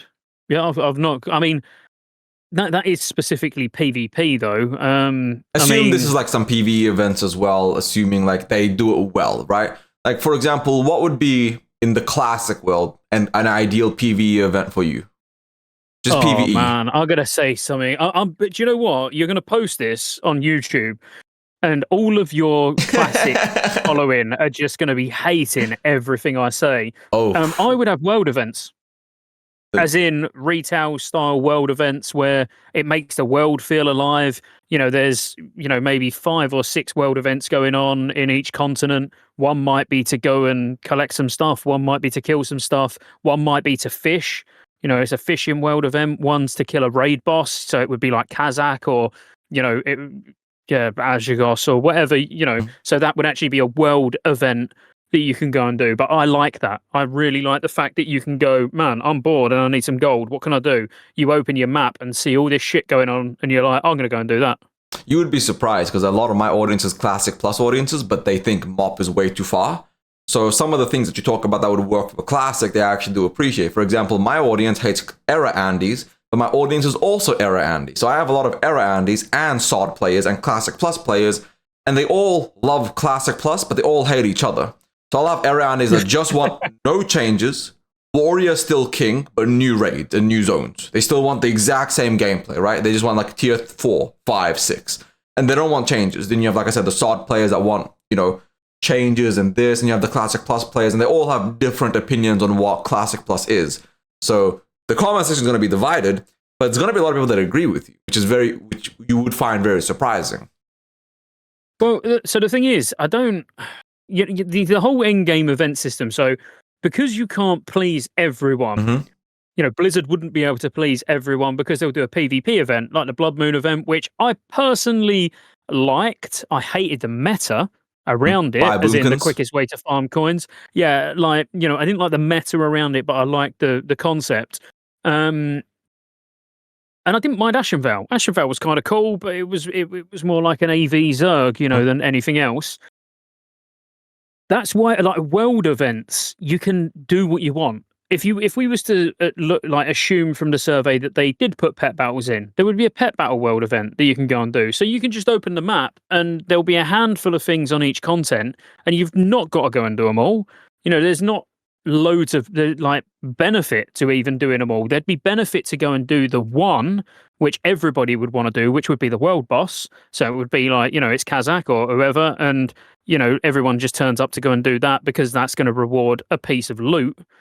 But all the other ones is kind of like, do you need some fishing skill? Well, you can go do the fishing world quest. If you want some some gold, you can go and just kill some stuff. If you want to do pet battle ones to get some charms, you can go and do that. This is where Classic Plus, they could take something like that, which that's not a World of Warcraft system, by the way. That's a very common MMO. That was in Rift. That's been in tons of games where there's things happening all over the world. But how fucking cool would that be? Literally to just, because that's how I feel most of the time on vanilla.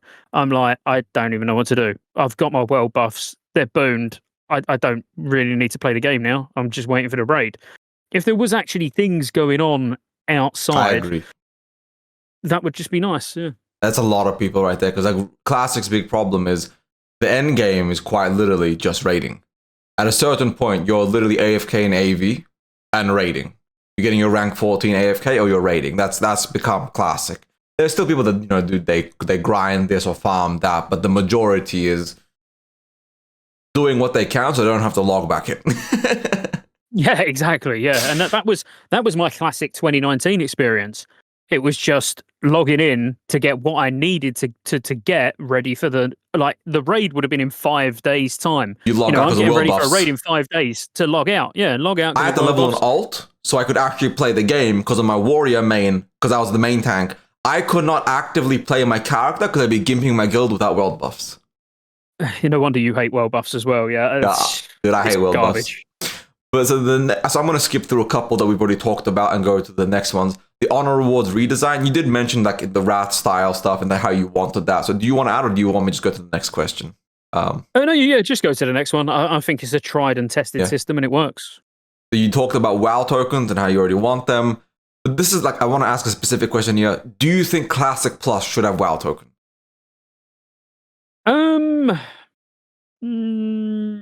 No, not to begin with. I don't think it's something that needs to be there from the word go. But I think it would be one of those things that we should almost expect at a much later date. I agree with you. I don't think. What's the point of a WoW token launching when the gold value of it is like 1 gold? You've got to wait until like the market sort of balances itself out to a point.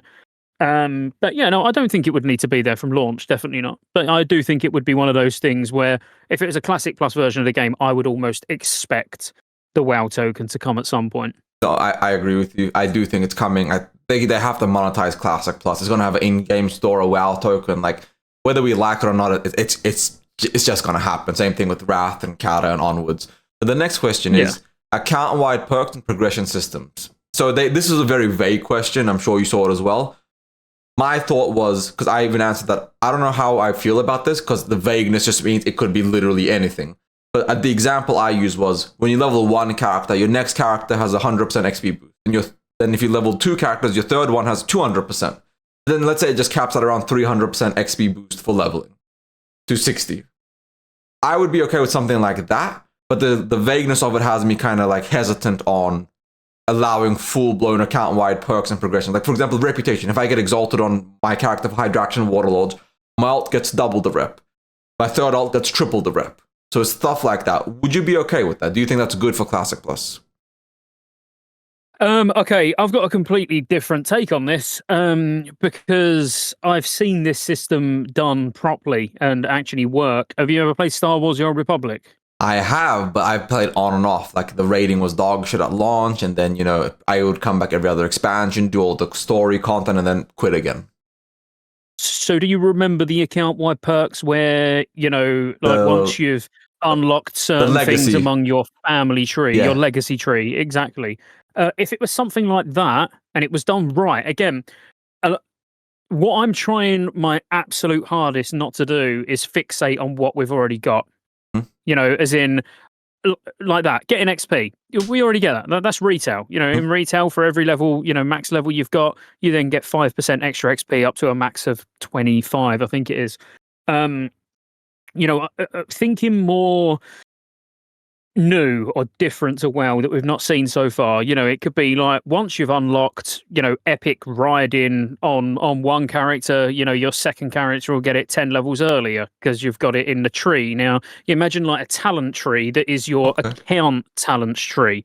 Not your character, but your account talent tree where you do certain things to unlock smaller non-combat related perks across your account. They could almost be like guild perks. So if you've got 5 characters that have got full bank slots, then you get your own account bank, like a warband bank. If you've got, 4 characters at max level, then, maybe you get some emote or some shit. They could chuck some random stuff in there. Like you get abilities, you unlock abilities on Star Wars: The Old Republic, but the abilities are dog shit. Like you're never going to use them. You use them to flex. You don't use them because they actually do anything of any value. So, if they were those kind of things, like quality of life, a personal mailbox. Those sort of things where it's not going to give you player power. It's not actually going to give you a massive advantage where you're leveling 4 times as fast as someone else. But, an extra 5% movement speed because you've got a horde and an alliance at max level. Or I'm trying to think what some of the others That are. sounds really good. I actually really like that, like account by talent tree. Like that would be really cool. Like you said, you could even pick, like, say you get a certain amount of talents per level 60 you get. So each new level 60 gives you 5 talents. And let's just say there's a cap to how many you can put. So at max, you can only have 25 talent points. So you can't fill out the entire tree. You got to be specific about it. And say you love leveling alt, you could put 5 points into, 25% stacking XP boost. So you can level as many alts as you want. Or you could pick 1% increased movement speed for all characters up to a max of, because movement speed is a very powerful stat. So it's got to be very limited. Yeah. So they could just do in the outside holy shit, world, a raid by Joker with 2,000 people again. Thank you very much, Joker. I appreciate that. Welcome once again, my man. Thank you. This time the survey was real. This time Classic Plus is happening. So we have a real Classic Plus. So time to get angry. Yeah, time to let's piss off all the Joker's viewers, shall we? There is no Phase 9. Phase 9 is Mr. Pandaria Classic. If you guys are looking forward to that, go ahead, play Mr. Pandaria. Otherwise, Classic Plus hype. We have a real survey and Classic Plus is actually happening. So I hope you guys enjoy that. Sod is dead. We are talking about the future, and that's Classic Plus right now. So we're going to dive right back into it. We were just talking about the Classic Plus talent tree. Oh, well, no, it's not that it's a guaranteed thing, but the account-wide perks and progression system. But let's move on to the next one, which is a very interesting one. Playable High Elves for both the Horde and the Alliance, that's something they put in the survey. What do you think about that? High Elves for the Alliance, Blood Elves for the Horde. So both sides get High Elves. Again, it's not really something I give a shit about, to be honest with you. It's like, yeah, if it's Classic Plus, add multiple races, Yeah, it's not something I feel strongly for or against. Mm-hmm. That's fair. So we can move on to the next one. And that is revisiting known but unexplored zones. Mount Hyjal, Uldum, Gilneas. What are your thoughts on that? Well, I mean, we have explored them, yeah, just not in Classic, unexplored zones, but in Classic. Hmm? Well, yeah, I mean, again, if it's a standalone version, not a seasonal server, I mean, there's only so many zones that they've got. So, yeah, the unfinished, unexplored zones, potentially even new zones, but within Eastern Kingdoms and Kalimdor, whether they were instanced or whatever, like, that's a no-brainer, isn't it? Like, they've got to do that. And I'm sure anyone who was fortunate enough to get that survey, I can't imagine anyone said, no, I don't want to see those. I actually had the survey DM'd to me by a bunch of different people. Initially I was kind of hesitant on the survey's realness because, again, it's been a thing that we saw could be fake. There's been plenty of fakes. But I actually have the survey DM'd to me with people's actual official emails and names on it showing me the survey. So this is, like, we're getting this Classic Plus system, and we saw that Mount Hyjal, Uldum, and Gilneas are in these, like, Cataclysm. How much do you think they should change them for Classic Plus? Like, do you think it should be fully from the ground up redesign? Or do you think they should take a lot of elements from Cataclysm when they're implementing this into Season of Discovery, into Classic Plus in this context? I mean, it really depends what their angle with it is. Is it going to have a raid? If they've got Mount Hyjal in, is Firelands going to be a part of Hyjal? I'd imagine Ragnaros wouldn't be there, so that wouldn't fit. Hopefully not. So, yeah, they would have to be changed.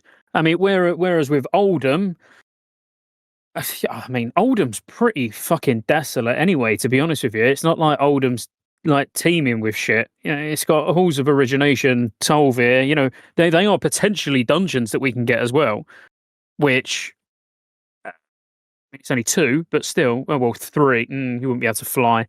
They could bring Throne down. But yeah, there would have to be changes. Like, I don't know about redesigning it from the ground up. There's probably no need for that. But they'd be able to reuse assets, but there would be a lot of they'd have to do a lot of work. It wouldn't just be copy and paste from Cata. No, I mean, As much as they'd probably like to think it will be. it's absolutely interesting that that's effectively like, because Cataclysm changed so much about those zones' original intentions, because Uldum wasn't even in a zone. It was an underground facility in Classic, and then they made it a whole zone in Cataclysm. Like you said, the Firelands, Ragnar is coming back, so we kill him in Molten Core, then we have to fight him again in Hyjal 3 phases later.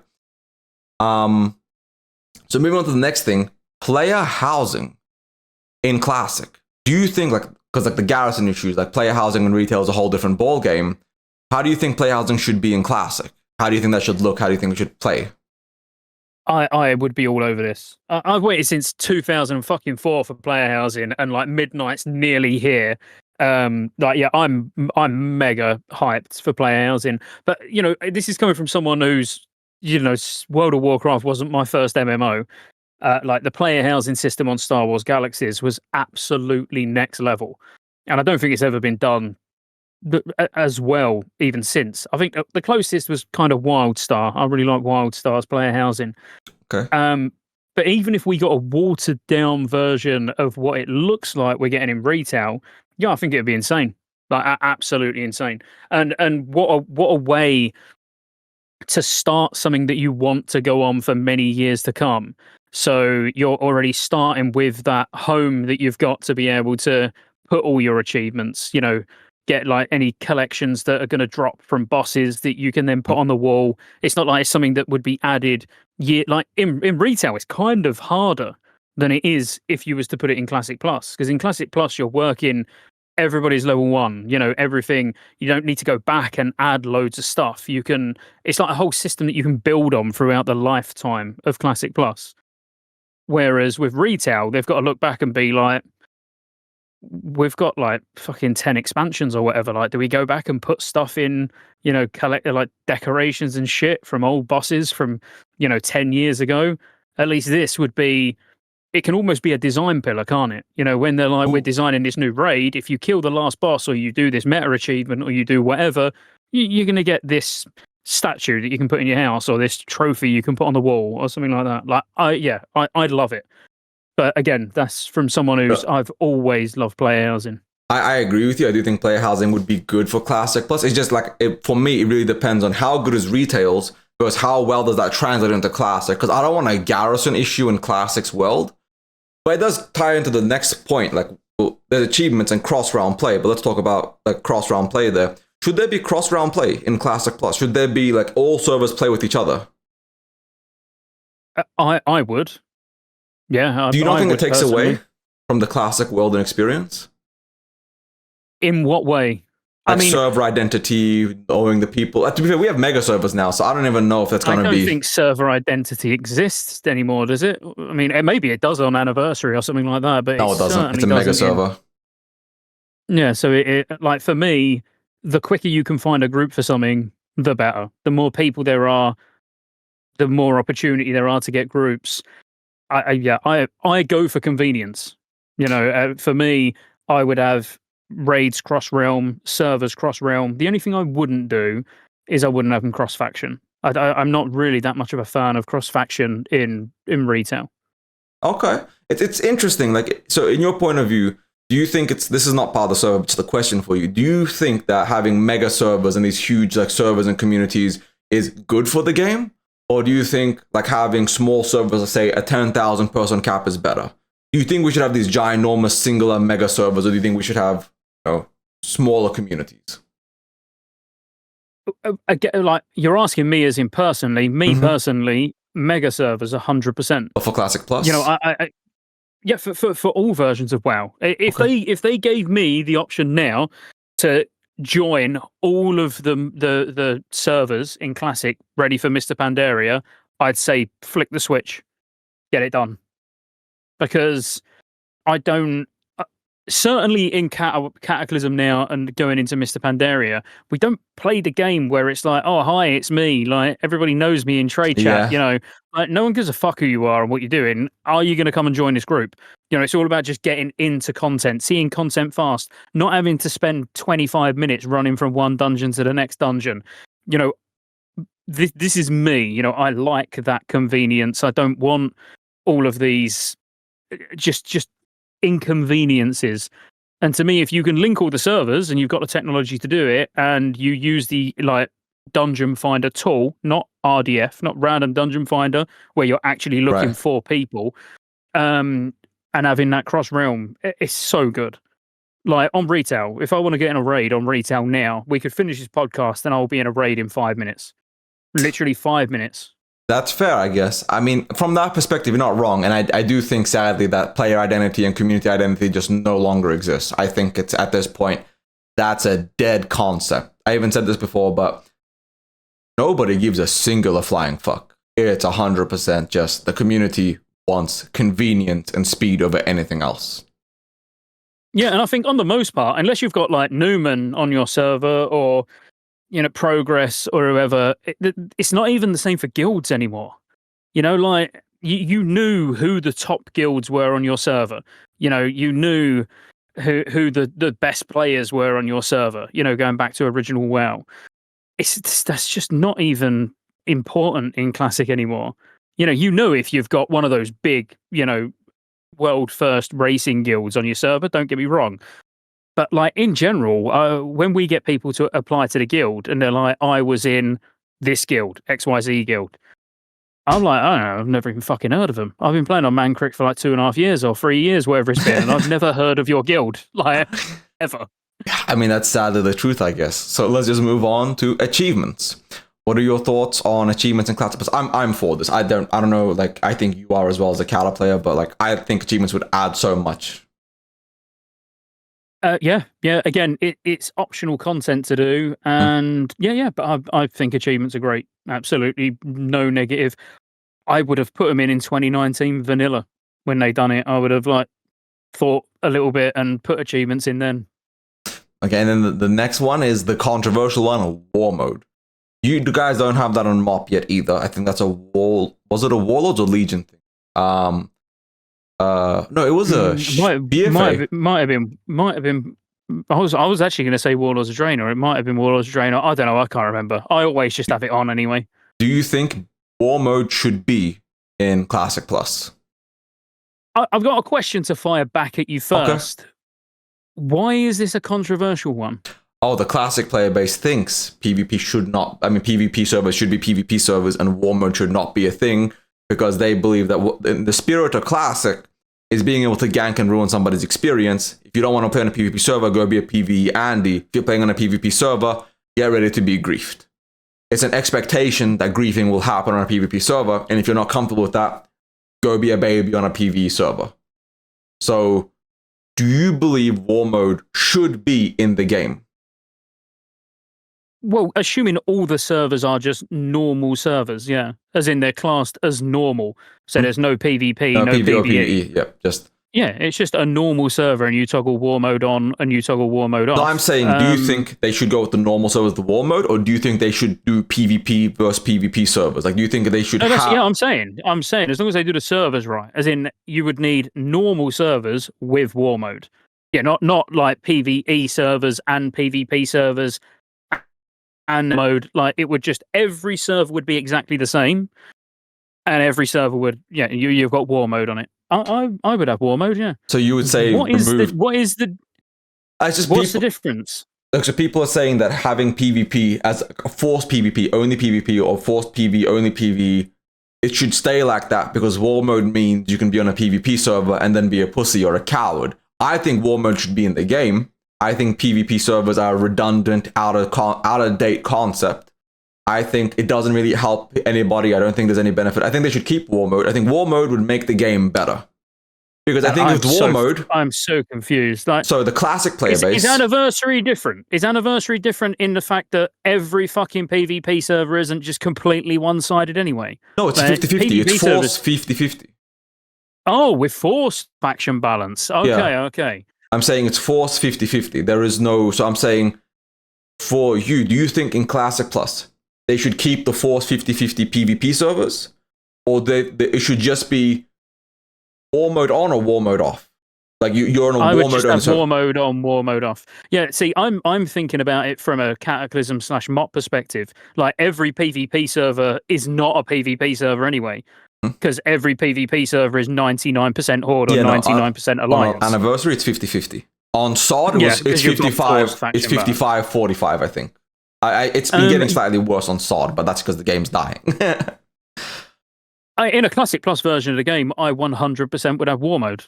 Just no doubt. I would have the servers are all connected. So cross server, all servers are normal. So you're going to see people from other servers running around in the zones anyway, because the zones would be layered. And if you want PvP on, you turn it on. If you don't, you turn it off. Like that way, it keeps the servers populated, irrespective of what server type they are.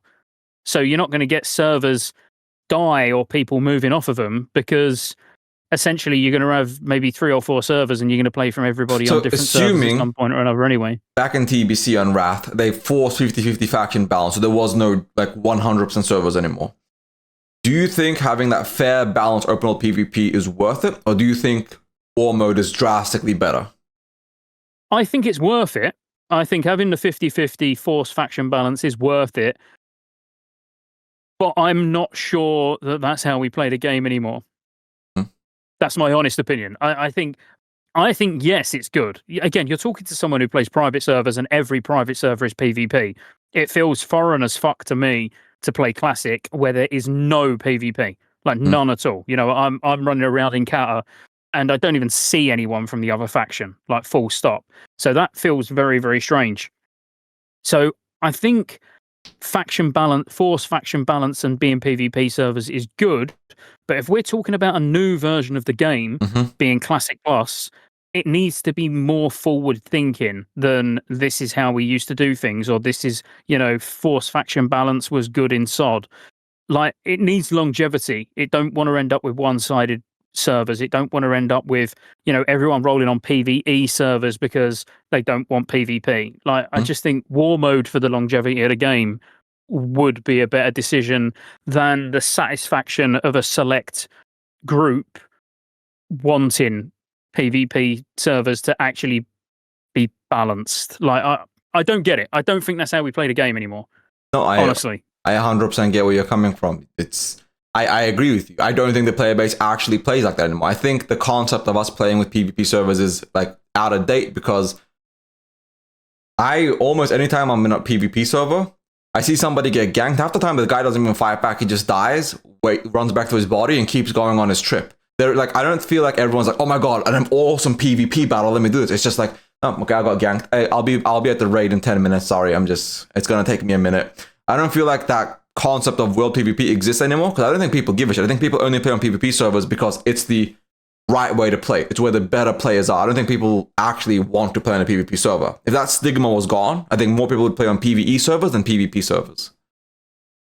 Yeah, I agree. I just think, again, what we're talking about, what's right for Season of Discovery or what's right for Classic Anniversary or what's right for Classic Plus, I think they're two very different things. So war mode, you know, for and Classic this is why Plus. I would say for Classic Plus, war mode would be setting the game up for a much more sustainable future, rather than, again, I'm all for Classic Plus, even taking some risks. Like, you might see war mode as a risk, but I guarantee once it's put in the game, all those people that bitch and moan about it will have nothing to say about it once they're in game and playing. I 100% agree with you.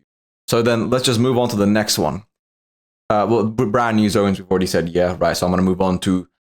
This is not part of the question, but it says 20-player raids and 40-player raids, so new raids, yes. But this is a question. Do you think flex raiding is better, or do you think it should stay 20 and 40? Or do you think they should keep SOD flex raiding? SOD's flex raiding is not exactly flex, is it? That's what would be one of my criticisms of SOD. You know, it's just you can take more people. It don't actually scale the difficulty or anything like that. I think actual flex raiding in a Classic Plus version of the game could be pretty good, but I also think that should be its own difficulty. Like, you know, you would have kind of like what they've done, where Mythic is classed as 20-man, right? And then flex is kind of just anything from 20 to 40. but I would have that reflect in the gear. You know, like if you was to have 20-man raiding, 20-man would be, it would drop better gear, but then you've got flex, which would just be basically normal. You know, I would just like the retail raiding system where you got mythic, which is fixed 20-man, and then you've got normal and heroic, which are both just flexible. You can take anywhere from 10 to 30 on retail. No, that's so I like the system if it's implemented properly. No, that's valid. That I agree with you. I think that's well put. I personally think flex rating is the better one. I think flex rating, I like SOD's version of it because it fits classic better than, like, for example, retail or Cataclysm. Whereas in SOD, it's, you know, you got 20-man. That's the minimum. You could take less than that, right? But that's what hard mode is considered as 20-man. Only 20 people, no extra. And then for the casual guilds, you can take up to 40 people. And I think it should be same with 10-man. 10-man's the minimum. That's the hard mode. That's what it should be. And you can take up to, say, 25 people. And that way, the casual guilds can bring as many people as they need, and sweaty guilds can play competitively and efficiently. And I think that just works better, in my opinion. Yeah, again, with Classic Plus, it's about keeping, like we said right at the start, keeping it approachable for all levels of raiders. You know, how do you attract everyone from casuals to mythic raiders on retail? So yeah, it's coming up with systems that work for that. I really need to go for a piss though.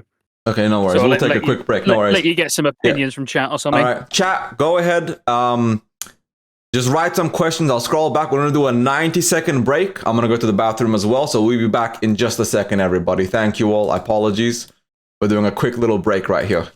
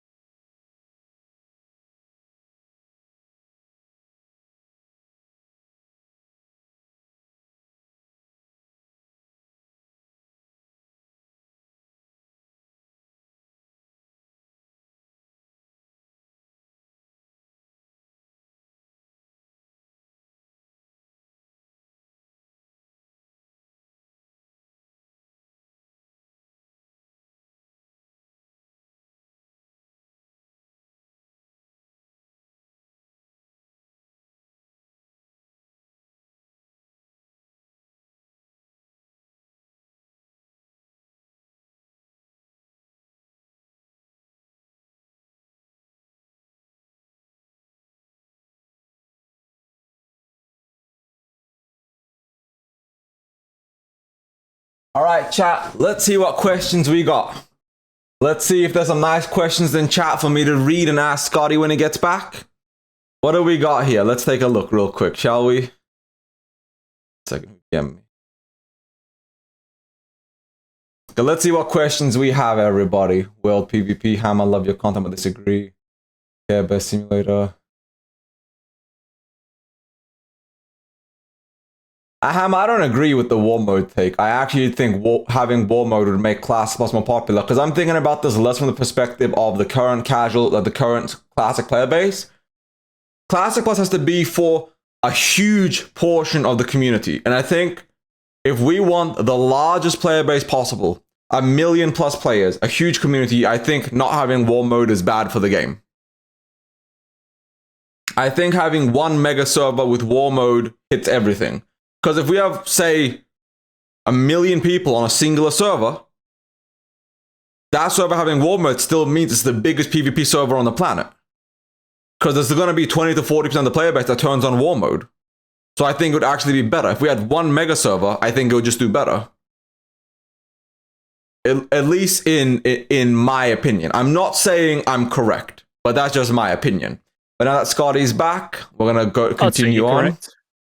I think that was perfect.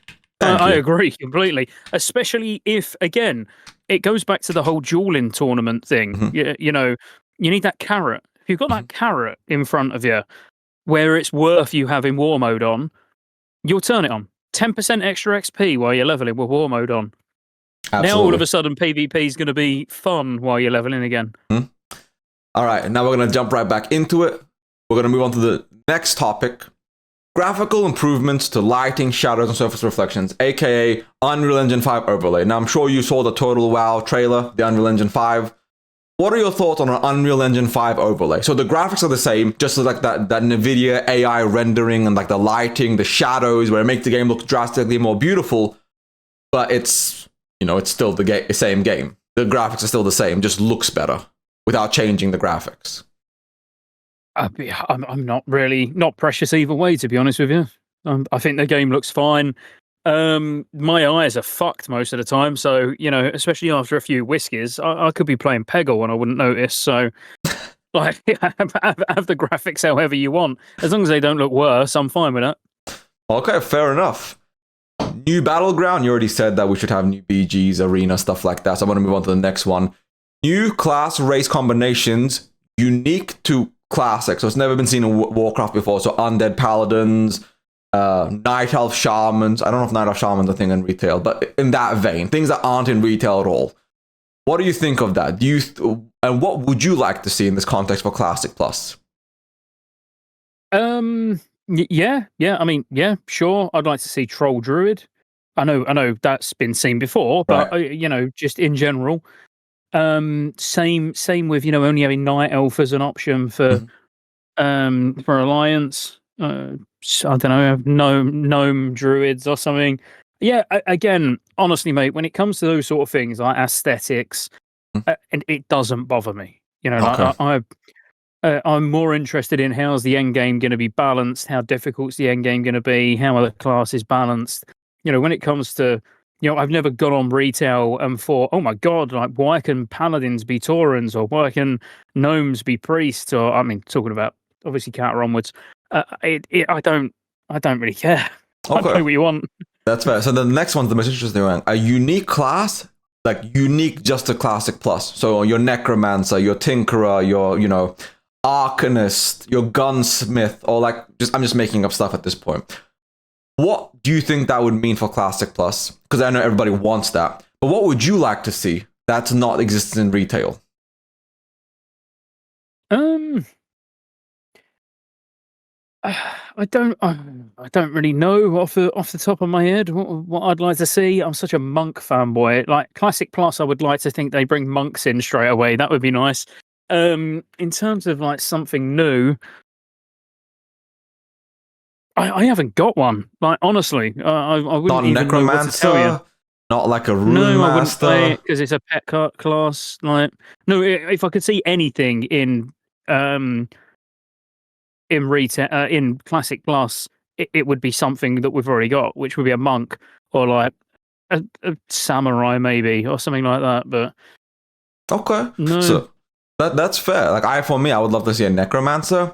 I would love to see like a new tank class. Pretty much not a warlock. Like a necromancer is like a death knight but caster. A caster death knight. So like imagine the unholy spec, but you have an army of skeletons and abominations, and like you summon the undead. Because we're saying that doesn't exist, so we can't use demon hunters, we can't use death knights. It would have to be a unique class. I would honestly like to see like a new kind of a tank class for me, for in particular. Like I would love to see something that's in between a warrior and a druid. I would love to see like a more feral plate wearer. Does that make sense? Or like maybe a male wearing tank, something that's got this kind of like gritty, dark, but bestial element to it. So I don't want to say werewolf because that's a stupid class, right? But like kind of like the druid from Diablo 4, where you just turn into like this ginormous hulking like class, like a behemoth. Werebear. Like a werebear, like something like that. Like I think a class like that that's unique would be insane for Classic Plus. But like that's just kind of where I'm at with it, right? Like I'm not sure. Like if they added pistols as a weapon variation, and you add like a gunslinger or something like that with dual wield pistols, bit like a hybrid between a hunter and a rogue. Yeah, like that could be cool. But for me, it's one more thing that they've got to balance. It's one more thing that they've got to come up with when they've got 4 perfectly viable classes that they could actually use and make useful at level 60. Even if they was to just literally say, right, we're going to put monks in. I'm going to say monk because I'm a monk fanboy. We're going to put monks in Classic Plus. that's going to require a huge amount of work anyway to make a level 60 monk with the old talent trees viable, and what abilities are they going to have? What are they not going to have? Like that's a huge undertaking just by cherry picking. Bring Demon Hunter in, bring, Evoker in, whatever. I mean, Evoker might be a bit of a difficult one, but yeah, I don't know. I think it would be great to have a new class. Don't get me wrong. But the balance issues, I get you.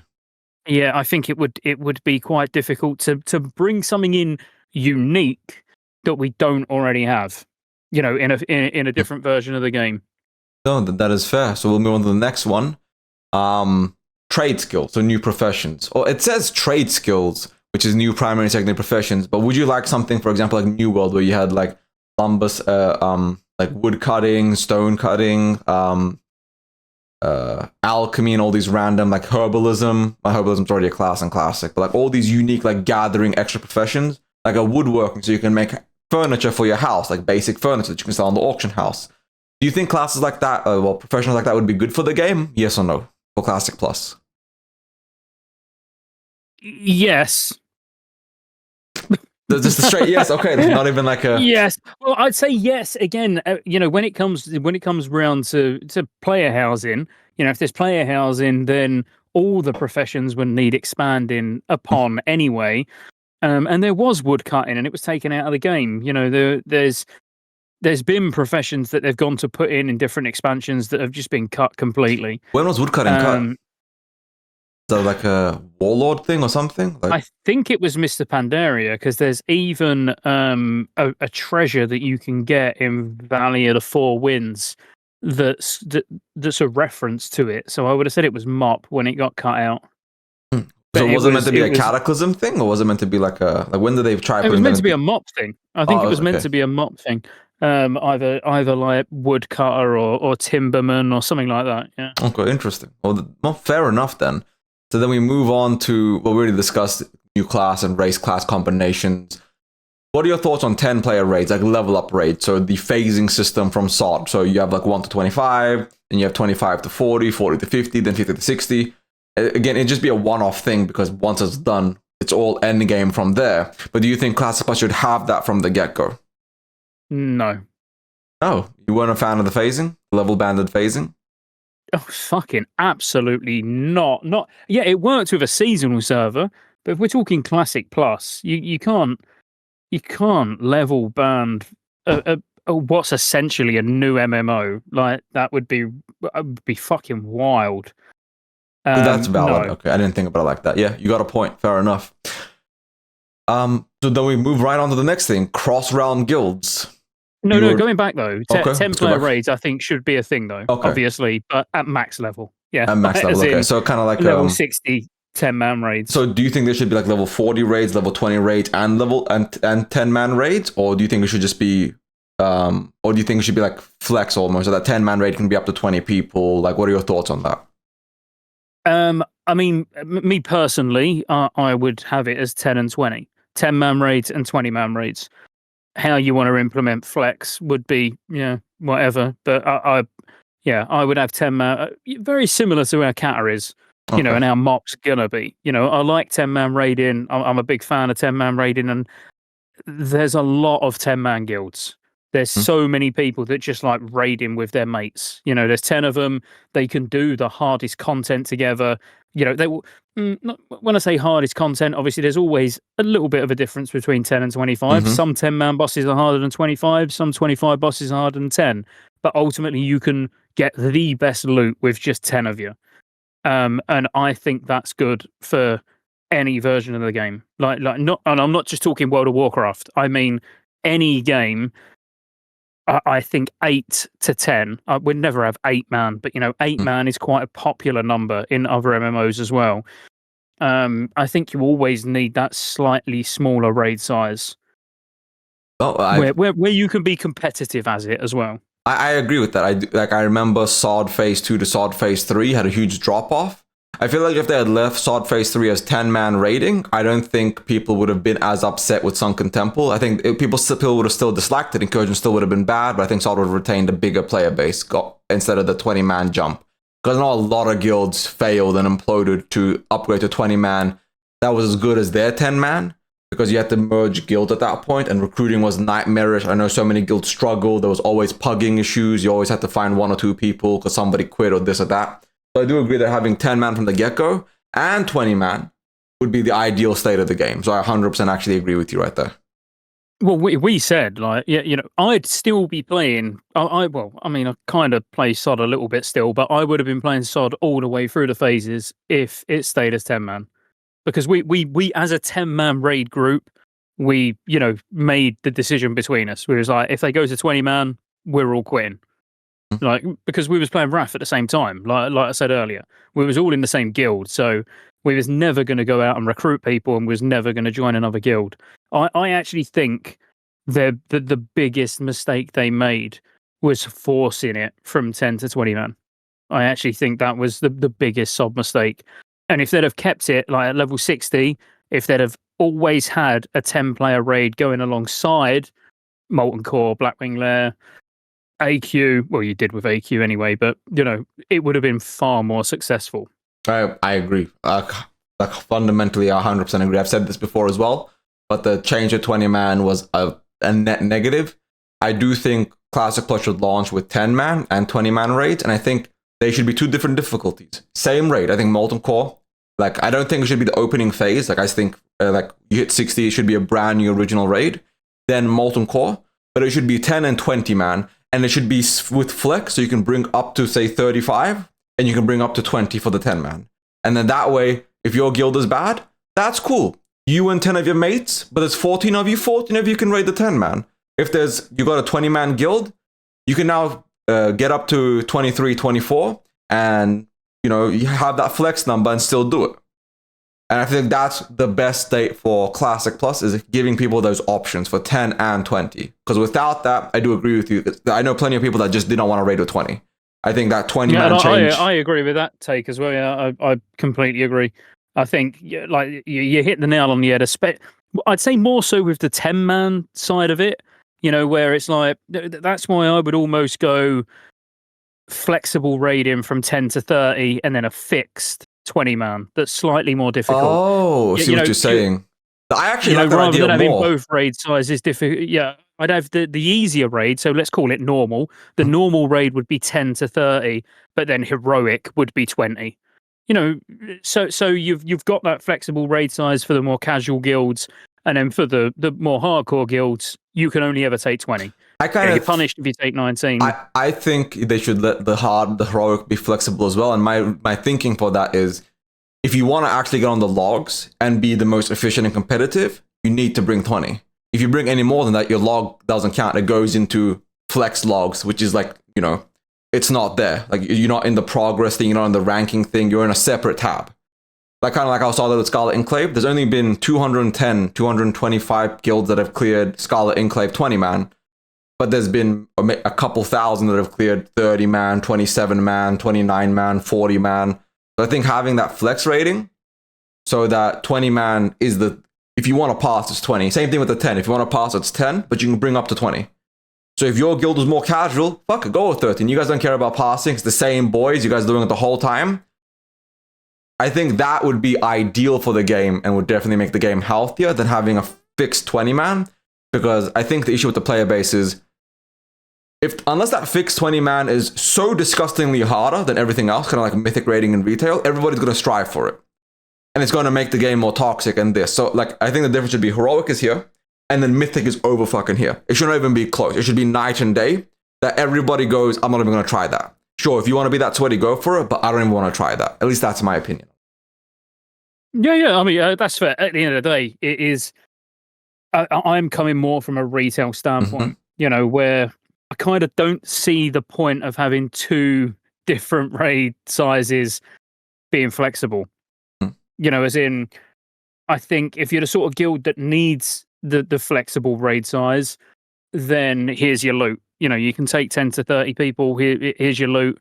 It's not going to be as good as if you go with 20 and do the hardest raids. You know, again, I'm not saying you're wrong. You know, everyone's opinion on how the raiding structure should be will be different. I just think I wish MoP was the same way, by the way. This is not me just saying it for Classic Plus.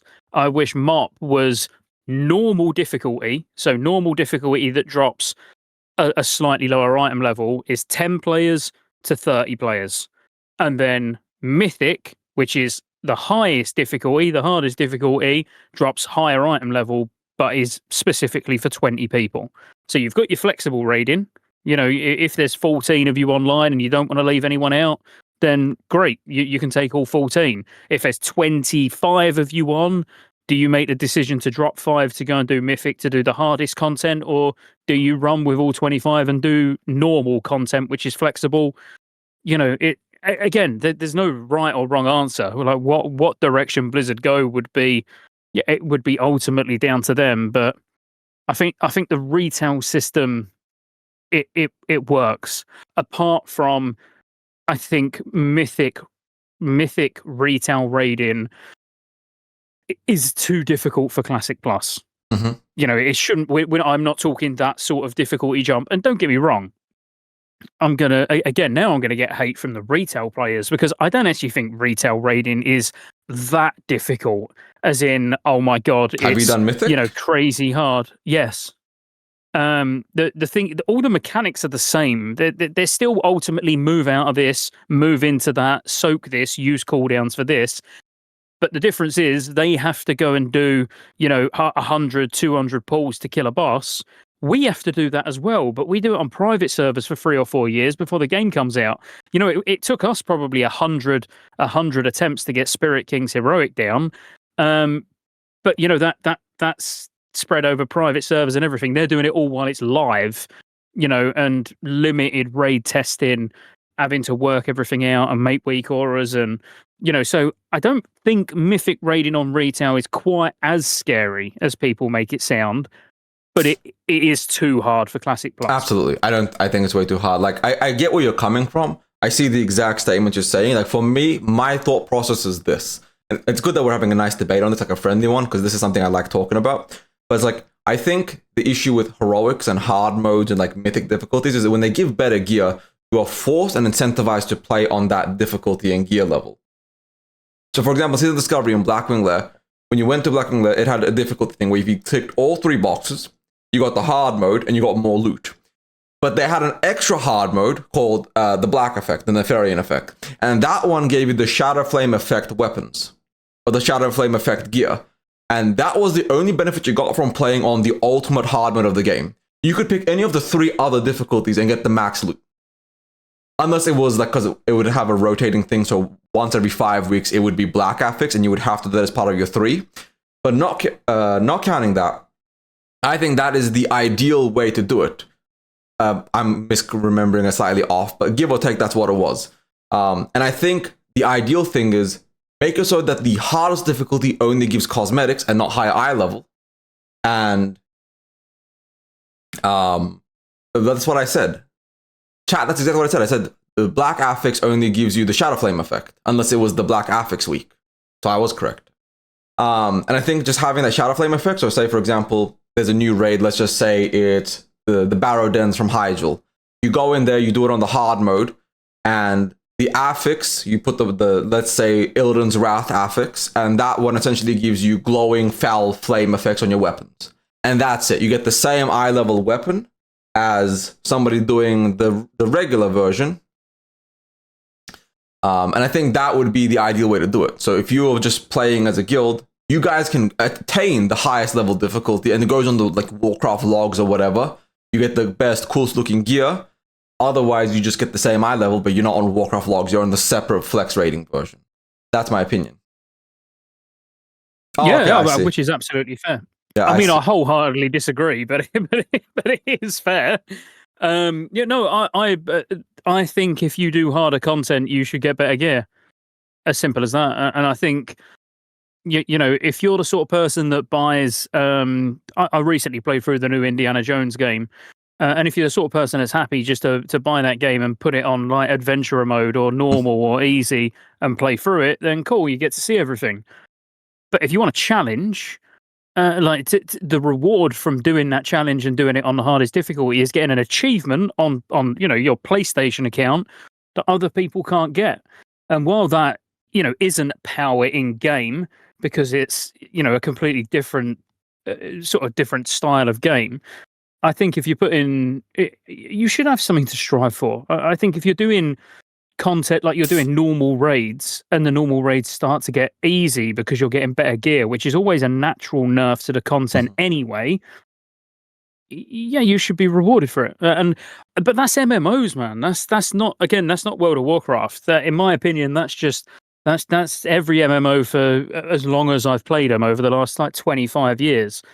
It is that maybe you yourself, not just, I don't mean you, I mean just an individual theirself, it is not good enough to go in and do, mythic raid in week 1. It might take a few weeks of doing the lower difficulty to get gear, and then once you've got that gear, your guild as a whole are like, this is a bit easy now, like we're face rolling it, let's spend a couple of nights doing the higher difficulty, and then you get a higher reward. I just think if you're doing harder content, you should be rewarded with more than cosmetics. So I'm not personally against it. My issue is I'm talking about the classic player base in particular. I think the issue is the classic player base fundamentally is a less skilled player base. Not because they're bad players or they're not good.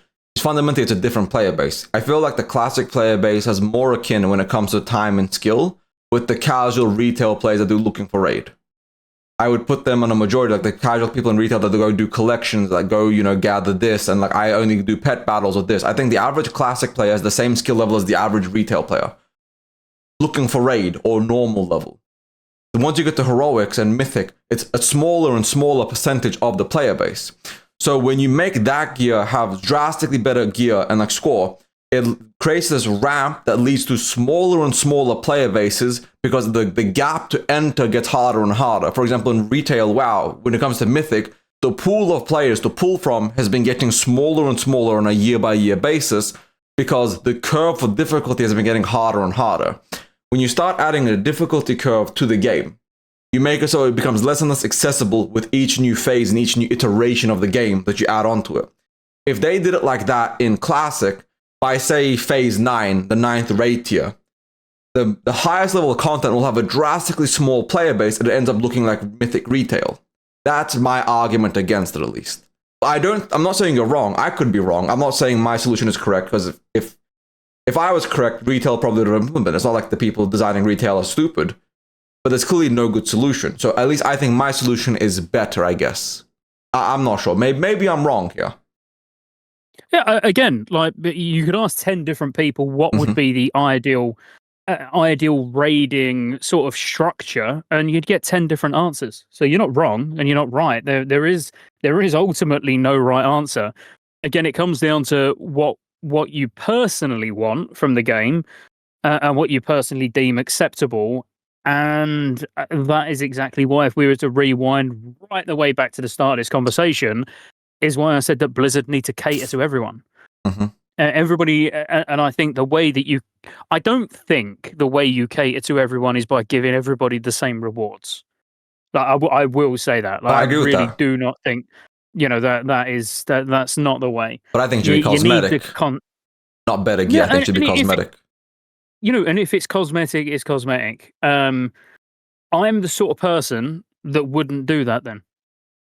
I wouldn't. Why am I going to put more effort in and more time in for something cosmetic? I've already told you, my eyes are fucked. I can't see nothing. I don't know what my character's wearing.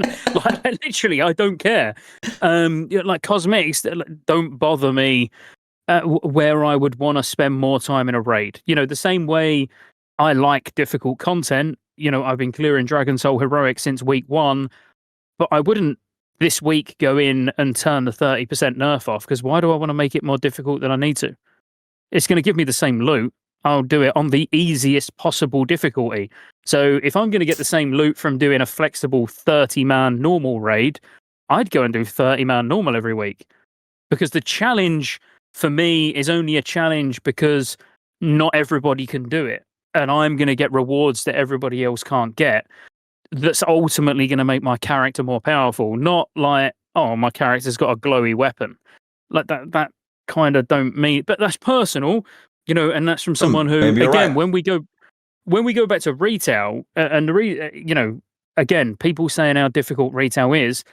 I was watching streamers literally pug mythic raids in Nerebar Palace week 2, hugging maybe 4 bosses on mythic, hugging 4 mythic bosses that guilds can't clear.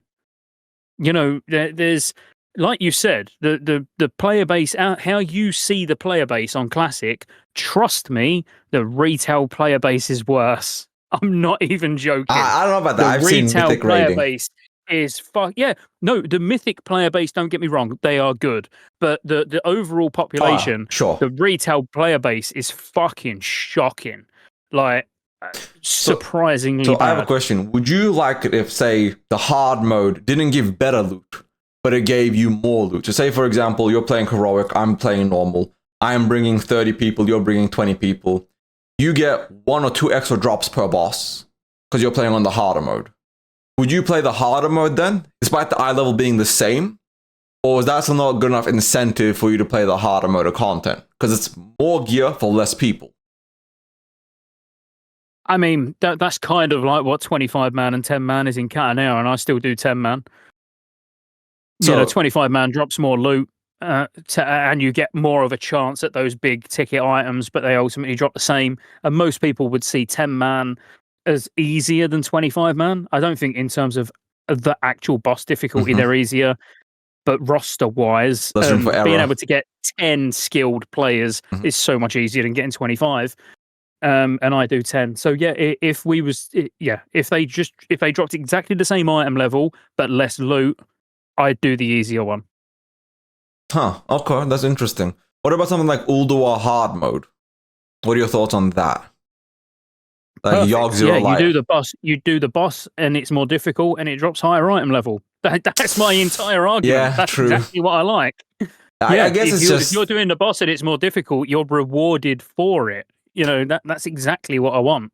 I think for me, it's like, I'm looking at it from the perspective of the majority of the player base. I don't want to have a looking for raid situation where the raids progressively get harder and harder and harder and the player base refuses to adapt. And eventually you get to a point where they need to add something like inane, like looking for raid to make it so that it's playable for the majority. Because that's what happened with retail. It kept getting, like, even normals kept getting harder and harder and the average player just wasn't capable. Compare, let's use SSC or Tempest Keep as an example. They're difficult raids for the time, but they're not truly difficult. Compared to, for example, Dragon Soul. Or let's use Sunwell versus Dragon Soul. Dragon Soul is drastically harder than Sunwell, not because the mechanics are drastically harder, because there's more of them. It requires more skill from the average player to do it. A lot of people couldn't even clear Sunwell, let alone Dragon Soul. And then you look at something, for example, retail. Imagine Heroic Nerebar Palace. How few of retail's player base could even attempt that? And I think that's the problem with Classic Pluses. If they do it where they have to keep making shit harder and harder, because they have the 2 difficulty modes. I think at some point they have to start looking for raid to Classic Plus, and that's a net negative for the game. You see what I'm Blizzard coming from? I know exactly where you're coming from, but then Blizzard have understood that. I very, very rarely, and I mean rarely, stick up for Blizzard. Let's put that out there straight away. But Blizzard have understood this for many, many, many years. They understood in like forget nerfs. I don't want to we're not going to talk about the fact that when a boss is too hard, they nerf it. So XT, it went out as pre-nerf. It was ridiculous, and I'm talking XT in Classic. It was mathematically unkillable, especially in the gear that we had. And then it was nerfed. So we'll forget about that. But they recognise the fact that ICC as a raid is a difficult raid. So you get that stacking buff. They've just done it with Scarlet Enclave. It's now got its 5%. They've done it with Dragon Soul. Dragon Soul's now in 30%. Like, so over time, they do make the raids more approachable to other people. I was going to say to shit players, but I won't say that. Although I cut that out. I'm leaving it. They make it more approachable.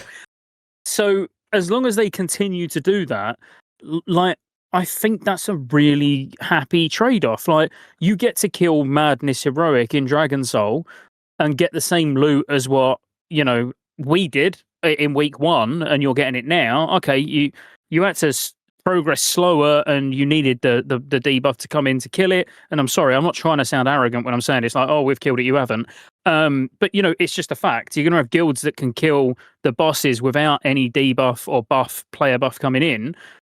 But then over time, that slowly ramps up to the point where more and more people can kill it. And then you're getting all the loot you need anyway before the next tier comes out.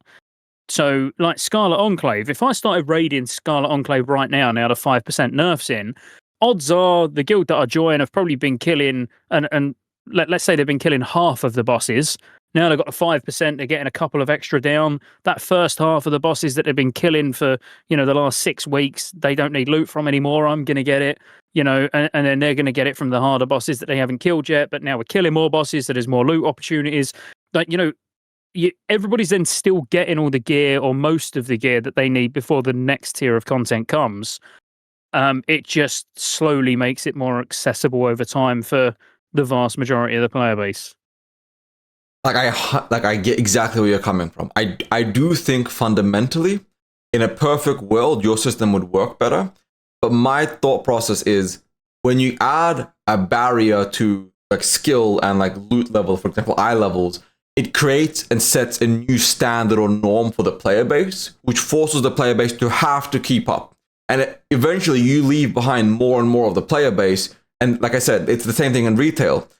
Heroic raids and even mythic raids are a smaller and smaller pool of people to the fact that everything is cross-realm, cross-faction, because it's just been getting less and less people capable of doing it. And I'm not saying Classic Plus will have that very fast. It'll take a while to get to that point.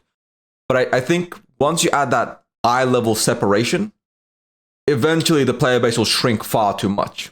I do agree with you, but I think the only way that works, and I think the only way they do it is you have, you know, it's meant to be cleared with, say, let's say 10 man is the standard. You have to clear with 10 man, that's the highest level of content. Then you can bring up to 30 people. And then there's a separate mode called Mythic. We'll just like retail Mythic. That is obscenely harder. You need 20 dedicated sweaty people. And the eye level is drastically higher. I think that would be okay because the barrier to entry would be so hard that it would be a very small player base trying to complete it anyways. And if you want that super sweaty gear, you can go be that 0.1% of the player base, that 1%, and you guys can do the Mythic. But everyone else gets the same loot regardless. You either bring more people or less people. So you bring 10 man to do the hard content, you get the, you know, or you bring 30 people, but you all get the same loot unless you're doing the disgustingly hard content. I think that's the only way to create a proper boundary. Otherwise, it just keeps making the... Right now, it's here. I mean, like... you've just said what I said. That's exactly what I want. I think the difference between heroic and normal is too... It's like let's say a 20% difference. I think it should be like a 75% difference. I think. You can have the highest difficulty. A lot harder. But yeah, like you literally just described the raid system that I've been describing for the last 20 minutes. That's exactly what I want. That's retail. Well, not even retail. That's Warlords of Draenor pre-patch onwards. You know, it's something that's worked for many, many years. And I will never. I die on my sword, mate. I would never ever say that people that do harder content shouldn't be rewarded with better gear. You know, they absolutely should. But I don't think heroic. I think they should be normal. I think that the heroic mode should essentially just be. Well, I think normal should be normal and heroic are the same raid, right? And heroic version is just, let's just say it's 10 man content. So heroic is only doing it with 10. Normal is doing it with 30 or however many you want to bring. You get the same amount of loot, and then it's mythic raiding. And I think the difference between heroic and normal, so you bring 30 people, so it's like, let's say 40% easier. But I think heroic to mythic should be like a mountain. I don't think it should be like a small jump. I want normal people to not even consider it. So it doesn't create this like idea of I got to get slightly better and do this and do that to achieve this. I think it's just really funny because you just described 5.4 Mist of Pandaria raiding. That's literally what you've just described. It's like you've just read the 5.4 patch notes. Because that is literally what Mr. Pandaria in Siege of Orgrimmar is. You've got Flex, which is 10 to 25, and then it eventually went to 10 to 30, but 10 to 25. Then you've got Heroic, which is 10 or 25, and then you got you got Flex, which is 10 to 25. Then you got Normal, which is 10 or 25. and then you've got heroic. That's like they added flex raid in 5.4 in Mr. Pandaria as its own difficulty. I think like I'm not explaining myself as well as I could. I'm saying like the loot should be for normal and heroic should be the same eye level. Yeah, okay. They're not the same in MoP, but yeah. That could be fine. But then Mythic is like, yeah, sure. Mythic. Let's just say Mythic is 15 eye levels higher, but so few people even clear it because every single person needs to be playing. Like no carries, no nothing. Like I want it to be like almost a race to world first. Like I want it to be like bash your head against the wall for 15 hours. I want it to be so hard. The average player goes, I like to watch that. I don't even want to try that. I'm gonna go with my 22 people, or my guild's 18, or my guild's 27. I want it to be like everybody does the same thing. If you bring 10 people, more loot for less people. If you do 30, less loot, more people, but your guild can do it. I think that's the best way to do the separation. I think Mythic is fine, but it should be completely different. Yeah, I could get on board with that. Yeah, maybe no, I could get on board with that. Me personally, I could get on board with there being a much smaller gap, whether that's just the amount of loot that drops, or the difficulty in general is fairly close, but then you've got the hardest content. I'd have very little issues with that at all. Because for me, I wouldn't do Mythic. I would watch it. I wouldn't do it. I think it'd be fun to see, but I'd be like, I'm going to try to get as close to 10 man as I can. But, if I have to go in with 13, I'm cool with that. If I have to do 21 a week, I'm cool with that. It doesn't affect me. But I feel like it should be, again, that's just my personal opinion. Like I said, like your opinion, you could be what the majority wants with what you described, and I could be the minority that it's wrong. But I'm just trying to look at it from the perspective of what retail ended up happening, and I think that's the wrong direction to go. Because they knew the problem, they just didn't have a good solution. I'm not saying my solution is perfect. I could be so wrong that retail devs are like, we thought about that, but you're completely fucking wrong and it insta the game beyond measure.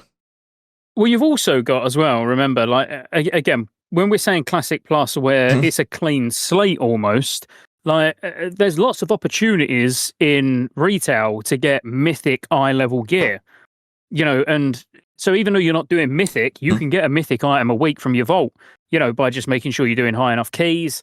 So there's ways that you can almost get, because you wouldn't want the hardest level of difficulty being so high in terms of item level that like they're just ridiculously powerful in comparison. Where you've got someone in Mythic gear in your raid and they're tripling your DPS. Like it would need to be, I don't know, if it was to use item level, maybe 5 or 6 item level higher, not ridiculously inflated. But then there would be, maybe when you do your world quests, as long as you've killed X amount of heroic bosses that week, you've got a chance of getting a mythic item from the chest from doing a world quest. There's ways that they can then go, here, look, here's a little taster of what your mythic gear could be like. Yeah, all right, you might not have got the item that you want. But some of that stuff is good in retail. The vault, man, in retail, I don't care what anyone says, it's fucking sick. I literally love, I say love, I don't like the chore of the vault, as in the chore of feeling like you need to unlock all the slots in the vault, but the opening it on reset day feels fantastic. I just responded to somebody in chat saying they got the survey, and I was like, can you just DM me screenshots? Blur out your name, but like I want to get the full 200 question list. I'm trying to put it together. No, I get the Great Vault. My issue is like I've watched retail become a game I enjoy less and less every expansion since Warlord of Draenor. Legion was great, but then BFA, Shadowlands, Dragonflight, and Dragonflight wasn't even bad. It felt hollow. The War Within started to feel somewhat good, but it feels like the War Within was like a band-aid patch to a game built upon like the corpse of 10 other games. So I'm waiting to see what Midnight and then the Last Titan and what 14.0 does, because for retail it feels hollow is the best way I can describe it. No matter what they do, it just feels hollow. I don't know if that makes sense to you. I kind of agree. No, I agree. As I say, as someone who frequents retail, where I'll go there for a new patch normally for a couple of months and that's me done. Like I would never, for as long as there's something good going on in Classic, retail would never be my main game. But I did think when War Within launched, it was going to be. I was really invested towards the back end of Dragonflight And then when War Within launched, I was like, man, this is insane. But then it slowly started to show the cracks again, where I was like, I went from leveling loads of characters, raiding on 7 or 8 characters a week, literally that many. I was pugging all the time. We had a guild that was raiding like 4 or 5 nights a week. And all of us slowly started to be like, what are we doing? Like, well, what actually is the point? Like, what are we aiming to do here? Because we all just started to drift off to do the same shit. Like start doing mount runs in old dungeons to get mounts, doing like stuff that we've been doing in Classic. Like ultimately, I think it's a seasonal game for me, retail. Like when a new season launches, go and get your Keymaster, go and see the new raid on whatever difficulty suits you, and then wait for the next patch. Did you play Undermine? Did you raid Undermine, Heroic, Mythic? No, I literally I've done Nerebar Palace. Undermine, I've done a full normal. And it's interesting because you like Nerebar Palace. You probably played the shit out of it. I was all in on launch, and then by mid-season 1, I was like, what the fuck is the point of this? And I quit. I went back to Classic. And I think the reason is, I'm not saying Classic is an amazing game. Classic is so janky and broken at this point. The community is ruined. Everything is kind of cooked. But I think the main issue I'm realizing Classic versus retail is Classic at least has a semblance of a soul, no matter how corrupted and broken and destroyed it is. Every game of, even up to Mr. Pandaria and Cataclysm, it still has that quotation marks soul. It might not be the same, but it's got that. Whereas, like you said, you start playing in retail, you're like, oh, okay. This is nice, I guess. Hey, you guys want to raid this week? No? Okay, let's go back to Cataclysm. That's how it was for a lot of people. That's what it was. And it's the whole, like, once I've done the M plus grind for about a week, I'm over it. I burn myself out of retail. Whereas I kind of can't burn myself out of Classic. No matter how, trust me, I fucking try. And I'll tell you why. This is my theory. But it's because retail has so many checklists of content you need to do to reach the highest level of play that if you don't do the content and the checklist, you start burning out. So for example, it's like, I need to do heroic raiding. I need to do mythic. That's the end goal. So I'm going to do my mythic pluses. I'm going to do my dailies, my world quest, get my vault, do my delves. I'm going to do my normal and my heroic. I got to get my ults ready so I can like flex in back and forth this and this. And by the time you're doing your mythic and your high level like raiding, you're like, this is a goddamn full-time job. What the hell is this? Whereas in no matter how hard you try in Cataclysm, you have to make a new character and create difficulties to make it difficult. Let's use Classic Molten Core. You could do that with 20 people. They did it in hardcore with 20 people and nobody died. It's Molten Core. Like, they're literally creating and fabricating difficulties to make the game difficult because it's so easy that Cataclysm's the same. In Dragon Soul Heroic, you guys are probably bringing in less and less sweats and bringing in more and more payers so you guys can get a bigger cut in the GDKP because of how easy the content is. And that's the issue, is we create the difficulty in Classic game modes, whereas in retail, it's like, here's a checklist so you can even attempt this shit. Good luck doing the first mythic boss on Nerebar Palace. You're going to wipe and wipe and wipe because you're dog shit. If you don't want to be dog shit, get all these checklists so you can do it. And I think that's what Classic Plus should avoid. That's why I'm saying there should be such a huge gap in like what's necessary. At least my personal opinion. Again, I could be wrong, but like that's what I see with retail. Yeah, and no, you're absolutely right. You're far from wrong. I mean, like Cataclysm, I could literally play it 4 hours a week. Like tops, and feel like I'm doing everything I need to do. Whereas, retail started to get like, I'm trying to max my vault out on 4 or 5 characters, minimum every week. So that's doing, 8 delves or whatever it was, making sure that I get at least 4 or 5 heroic bosses done, doing all the world quests, on multiple characters just to make sure I get the best possibility of items from the Great Vault. And it's good. Like I say, it's fun when you open the vault. It's just not so much fun filling the vault. No, I get you. But we've been on this conversation for a while. I think me and you both kind of said in our opinion. Like, I think we both kind of get where the other side is coming from, but I feel like we're both like, I get you, I respect it, I think you're wrong. No, I'll be honest with you. With the for me, as long as the hardest difficulty rewards better gear, I don't care what they do. Okay. The lowest difficulty and any difficulty in between, like I wouldn't really have much of an opinion on. But Okay, I that's do fair. just think if you're doing the hardest difficulty, you should be rewarded for that. I think it should be not like that's my thing. Like I feel like you should have higher level rewards, but I want it to be such a skill gap that it's like I want it to be like League of Legends. The difference between Masters and League of Legends and Challenger is night and day. It's not even close. Like being Challenger in League is like a whole different ballgame than being Masters.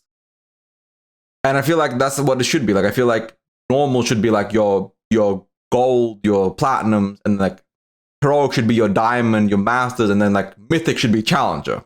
I want it to be so far away from heroic that like if you're doing mythic rating, you're one of the best players. You're actually like sitting there sweating, like you're banging your head against the wall over and over again, and you get the better loot for it. Absolutely, like whatever the eye level difference, it doesn't matter to me. But I feel like for WoW, heroic and mythic should not be close. I don't feel like by farming heroic you should be able to get into mythic. I feel like the mythic, every member of your team should be playing picture perfectly. I feel like you should be rewarded for being at the apex of the skill necessary. But other than that, I feel like heroic and normal should just be like anybody can clear it. Bring 30 if you're shit, bring 10 if you're good, and you guys are good to go. But let's move on to the next topic because we've been on this one I think 30 minutes. It's all. It's been a minute. Okay. Cross realm guilds. Were you for or against that?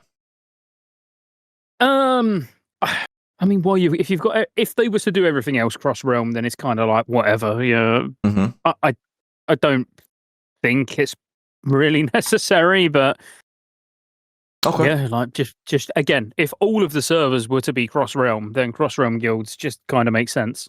Okay, and then the next one is transmogrification. What are your thoughts on that? In Classic Plus. Yeah, when it comes to aesthetics, but my stance is never going to change. Like on aesthetics, I don't really care. I don't transmogs in Cata. I've not transmogged anything. I don't think any of my characters are transmogged at all. They've just got what they've got on because I don't really care what they look like. Fair enough. Like I feel like for the Classic community, it's pretty divisive. Some people say they should not be any transmog at all. Transmog is a net negative. It's terrible. I want to see what you look like because I know the name of every single item you're wearing, and that bracer, that boot, that helm, that shoulder. I know where it's all from. So if I can't see what that's like, it's bad for my immersion. So I think there should be a toggle for transmog where it's like can see transmog, can't see transmog.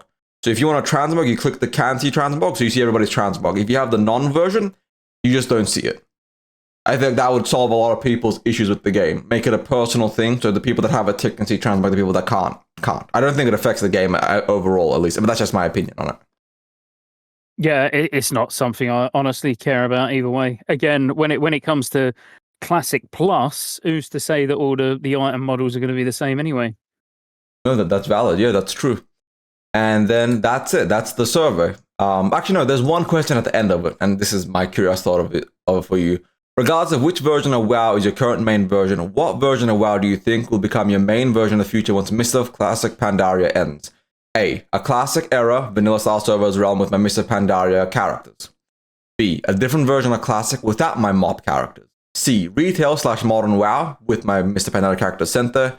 D, Wrath of the Lich King Classic or like TBC with my MoP characters so they get like level scaled down and sent to an era version. Classic Warlords of Draenor if it becomes available.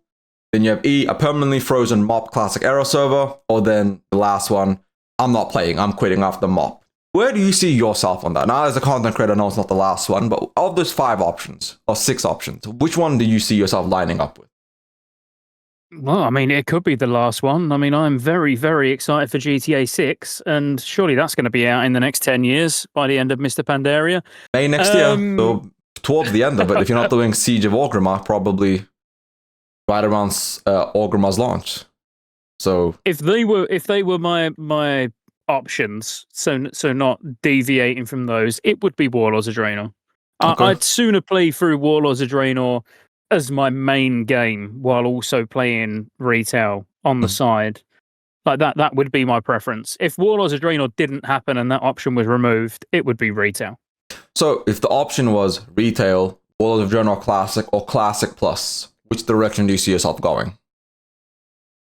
It would completely depend on what Classic Plus ends up being. Assume it's a really good game mode that's like a lot of the things we discussed, it hits the right mark. It's actually a really good game. Player housing, balanced classes, potentially new classes, it would be Classic Plus. Well, we went through all of those questions. So I am going to move on to like the final little bit of the interview. And this is it's just a couple of questions, like the final section. And it's effectively TBC Anniversary's length.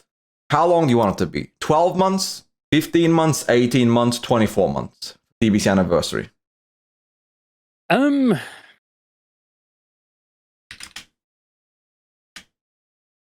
15 months, was that an option? Yes, 12, 15, 18, or 24.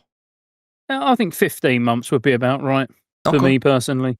Good. That's about where a lot of people seem to feel. I kind of want 18 because I want to play TBC till Classic Plus, but like that's just me, right? I could go with 18. I could go with 15 to 18 months.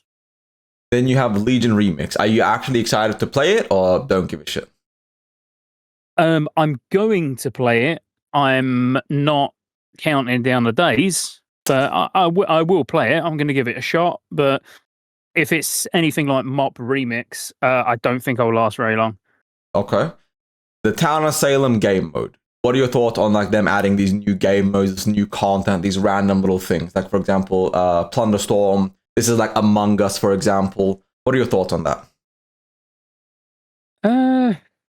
Yeah, I mean, if it was an Among Us style game, that would be quite fun with the guild to play on a Friday night, having a few whiskies. Like, yeah, sure, why not? As long as it's the retail team that are working on it and it's not taken away from Classic development. It's the game mode team, the retail game mode team, the guys that made Plunderstorm, Remix, etc. It's the same team. Yeah, give them something to do. Why not? I'd rather them do a game that some people are going to play than not put a game out at all that anyone's going to get a chance to play. So, would you randomly queue into it, or would it just be a thing your guild queue together? Like, would you just randomly be like, let's just play a game at Among Us? Wow.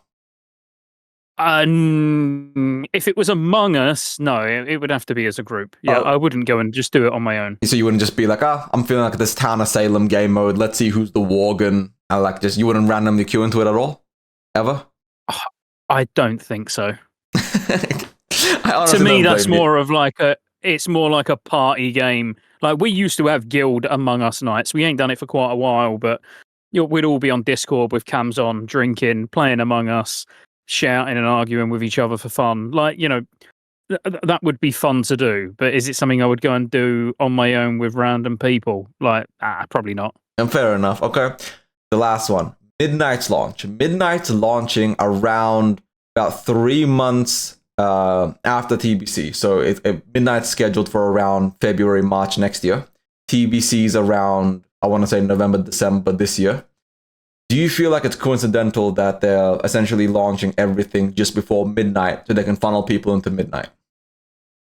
Because TBC, you have the Blood Elves and all that stuff. Midnight's going back to Quel'Thalas and all of this stuff.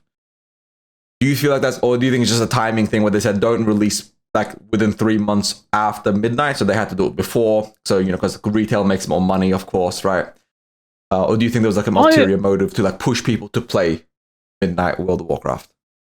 No, I don't think there's an ulterior motive, and I don't think they put that much thought into where there's going to be a crossover, because we've seen it so many times where different things have launched where you're like, no, they're definitely not going to do that because retail's got a new expansion, and then they announce it and you're like, oh, okay.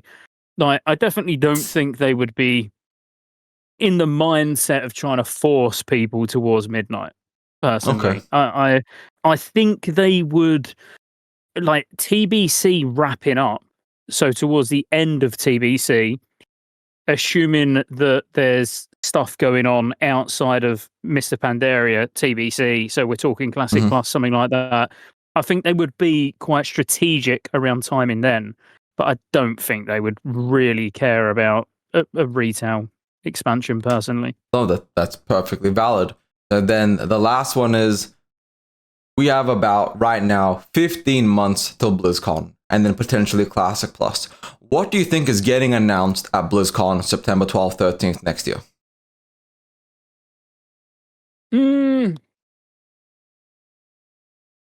I don't think it's going to be Classic Plus that gets announced. You think it's coming up, getting announced before that?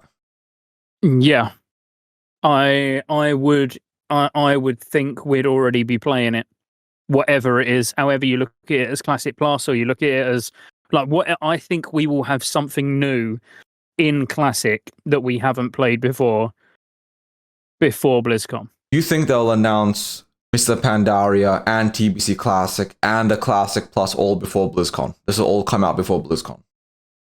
In a year and a half? Yeah. Because MoP's not even out yet, and neither is TBC. Oh, yeah, but I mean, MoP's out literally in like 4 weeks. Well, pre-patch is in like 4 weeks. TBC, they don't give a fuck about the Anniversary Edition. That was just a cash grab. Like, that means nothing to them. Season of Discovery is done. They knocked up that first phase of Season of Discovery in no time. It was like 30 days or something. Yeah, exactly. I genuinely think within a year and a half, at the very least, we'll already be testing something. Not necessarily playing full time, but testing something. Like, there's no way they're ending Season of Discovery and then keeping people who don't want to play Era because of how much they've got used to the SOD classes, and they don't want to play Mr. Pandaria. They're just keeping them in limbo for that long. I don't see it personally. I just feel like, because like Midnight comes out early next year, in my opinion, so around February next year. I feel like Midnight's, I don't think they're going to release like a Classic Plus 3 months into Midnight. I feel like that's like, because my thing is, they want people to try Midnight, they want people to play it. I feel like Midnight's going to have like its first season wrap up, probably short, because how long is a retail season now? It's like 9 months, 6 months? What is a retail season? Yeah, 6-7 months. So it'll be retail comes out, Midnight. Midnight comes out February or March, and then it takes about a month for the season to start. It doesn't start on launch, right? It starts a while after. Yeah. So a month. So let's just say it comes out April is the first season. September would be BlizzCon Classic Plus's announcement. The last Titan teaser, and then showing some like 12.2 or whatever, 12.1, and then you would have Classic Plus towards the end of the year, November, December. So you would have Season 2's first or second month into Classic Plus, and that way. So you think it's going to be announced in September and tested in the same year and launched in the same. Classic Plus is getting announced at BlizzCon next year, and then launching BlizzCon next year, after BlizzCon next year. But in 2026 though, it will launch in 2026. Yes, Classic Plus will launch towards the end of 2026. I think like a November release date or something like that. I mean, it's going to be shit if that's true. No, because like SOD effectively ended about whenever Scarlet Enclave came out. Probably ended about 2 weeks before that. That's when SOD development properly ended. And SOD, but do we not think it's going to require a decent amount of testing, like this brand new Classic Plus version of the game? Are we not expecting like a pretty extensive beta test period? Like, bearing in mind the expansions that we've already played get nearly 3 months of beta. My thing, so even if they don't like release it on 2026, I think it's getting announced at BlizzCon. It might be like a 6 month or 12-month wait, sure. Like, it just depends on the thing, because the Classic devs, I'm not sure what the retail devs unlocked recently, but like there was a lot of back-end coding problems that made this so they couldn't do housing, and there was a lot, like the reason they kept building a new expansion was because the back-end coding was dog shit. Building onto what you already built was a nightmare. So they had to always do something brand new, so they didn't because of the coding. And then recently, they figured out how to get around it. I don't know what the fix was. This was like sometime Dragonflight that they figured it out. Because we see player housing, Midnight, they're redoing all these zones, making this new like upgraded stuff to the backend client. I think whatever they learned, because if you remember, the reason they went to TBC the first place, and the reason they even did Cataclysm was because updating the vanilla world was a fucking nightmare. Touching anything broke everything. But the SOD devs managed to plop in that whole zone where Scarlet Enclave is, a full zone there, without breaking the game world, without destroying anything. They made it work. So whatever tool they unlocked means they can now actually edit the world and fix it. So my thought process is if they have 18 months from, so effectively SOD ended like, let's say a month and a half ago, maybe 2 months. I forget exactly when, but let's just say for conversation, it ended 2 months ago. That's effectively about an 18-month head start, assuming the game comes out at BlizzCon. If it comes out at the end of BlizzCon, it'll be almost 2 years of development time for Classic Plus. I think 2 years is a pretty decent time considering they're building onto an already existing MMO. They're just developing onto the world of Classic. They're not building a brand new game or engine from the ground up. So that's my thought process. It's not a WoW 2, it's a WoW 1.5. Yeah, I just think it's a really, really long time for what I'm thinking we're going to get. You know, for based on that survey and the things that they've said, I just think that seems like a really long time. You really think that's a long time? I do, yeah. For something that's that, like you said, is like a 1.5. It's more like a hybrid. When they've got the bones of the game there straight away. I think waiting until the end of next year to even announce something that they're going to deliver, I don't think Microsoft would be all right with that. But I can explain why. Classic fatigue is at all-time high. People don't want to do another Classic. Literally, a year after Anniversary's launch?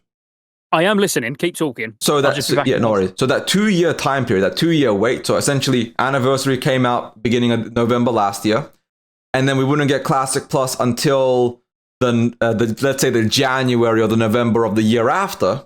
I kind of feel like it makes perfect sense time-wise and zoning-wise of the cadence for that launch. At least that's my opinion, is that if they take enough time to do it, it'll make the game, the Classic Plus will come out fully developed, fleshed out, and they'll be ahead of schedule, which is the big thing. Being ahead of schedule is more important, I think, than doing the same SOD thing where we get a Phase 3 and a Phase 4 and a 5 and a 6. So, I don't see them actively spending, like launching Classic Plus that early just for it to be a colossal flop. Because this is the Classic dev teams. Because remember, while Bobby Kotick was in charge, Classic got zero fucking funding. Bobby Kotick fired the entire Classic dev team when Mike Morhaime stepped down. There was like 200 people on the dev team. Well, not 200, but like the Classic dev team was working on Warcraft 3 Reforged. And then Bobby Kotick fired everybody like the week Mike Morhaime stepped down, and literally sent it off to some Vietnamese company or some I forget what country it was from, that made Warcraft 3 refunded. It was meant to be Warcraft 1 and 3 as a fully redeveloped, reforged in-house game, and it was the Classic dev team. The current Classic dev team is no longer, because the RTS team is beyond dead at this point. But the Classic dev team is a new studio. It went from like 10 employees to like what? They're like 45 employees now. But that was only after Microsoft. I think that they would have whatever this seasonal server is. Mm-hmm. I'm going to say something bold now, but I need to get my calendar open. I think we'll know what it is by October. Oh yeah, Warcraft Direct this year. I'm sure they'll tease something there, but I don't think we're getting like a full like trailer and announcement till BlizzCon. I think this Warcraft Direct, they're going to be like, SOD is over. We know you've been asking for stuff. Here's TBC. We're getting a TBC era and a Wrath Anniversary.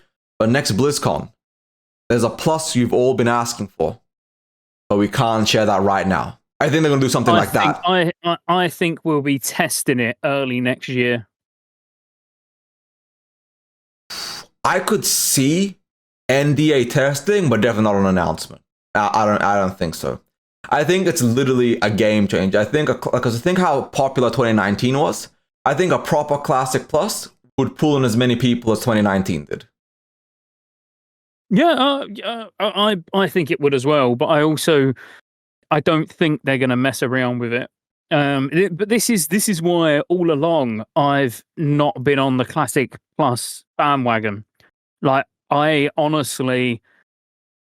think it's going to be another seasonal server. It'll flop. Since the word go. If the seasonal server, it'll flop. If they go, there's another seasonal server, people will play it, they'll cover it, they'll make content, but it's going to be a straight flop. If they do another seasonal game, it's honestly just a fucking GG. And I say this right now, if it's another seasonal server, it'll be dead within 90 days. There is no universe on another seasonal server. A non-forever game mode survives. Classic fatigue is at an all-time fucking high. if they do another seasonal server, that shit's over. I can tell you right now, everybody's gonna jump like whatever the next MMO is. Ride MMO hype, this hype, Ashes of Creation. I don't think they would. I think people will eat up another seasonal server. I really do, and I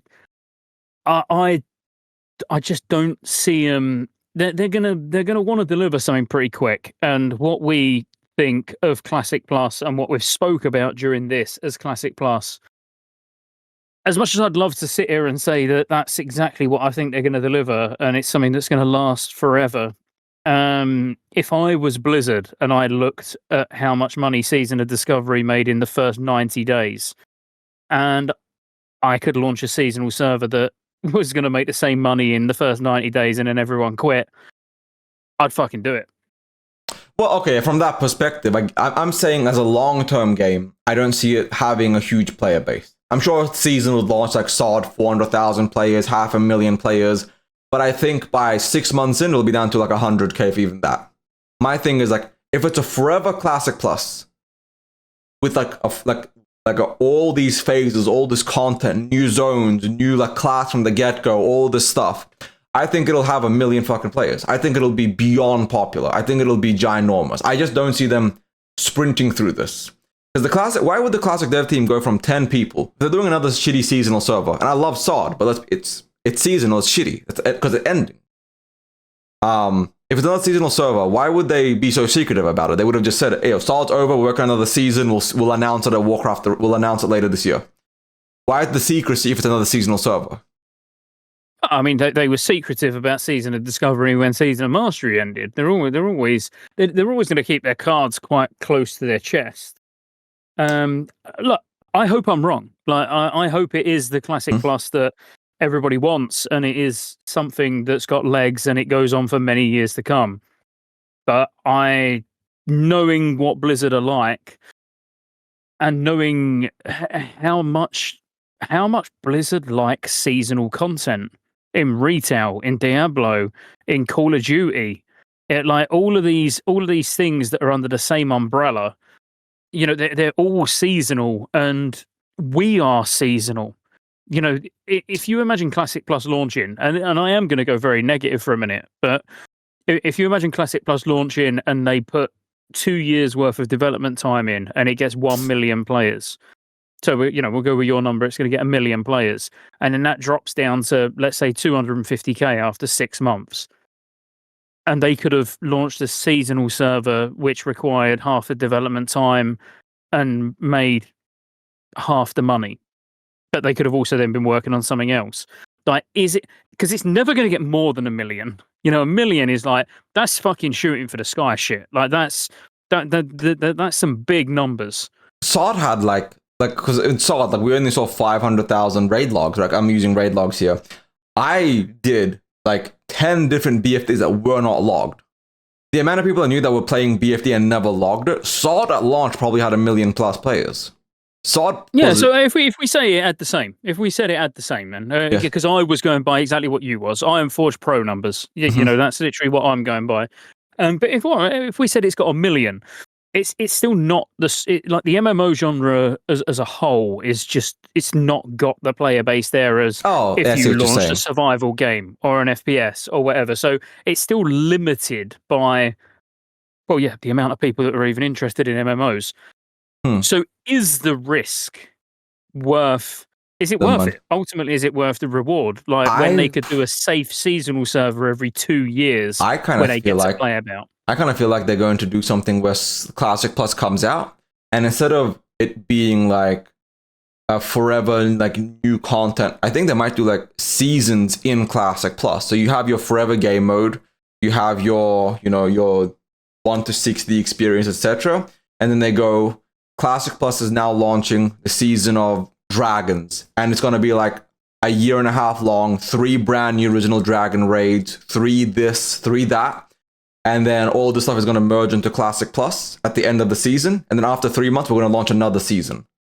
So that way it's still forever, but they do the seasonal game mode inside of it. So every, say, 18 months, it's a new 1 to 60 new leveling, you get your character, you get your gear, you get your stuff, and then you merge it back into like the forever server. But it's always the same. So your achievements, your progress, all the stuff you get.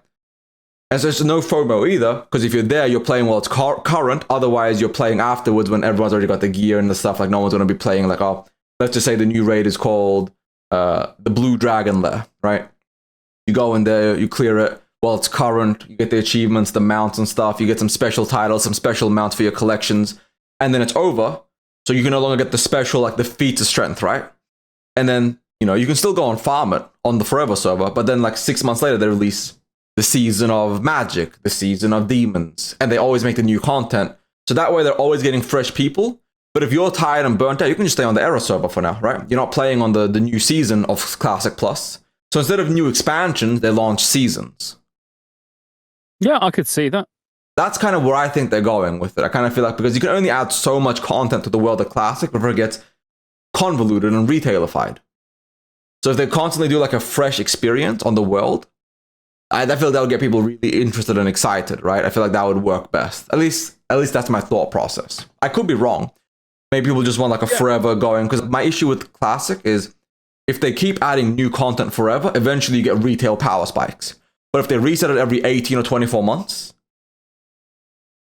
like I feel like it would work perfectly.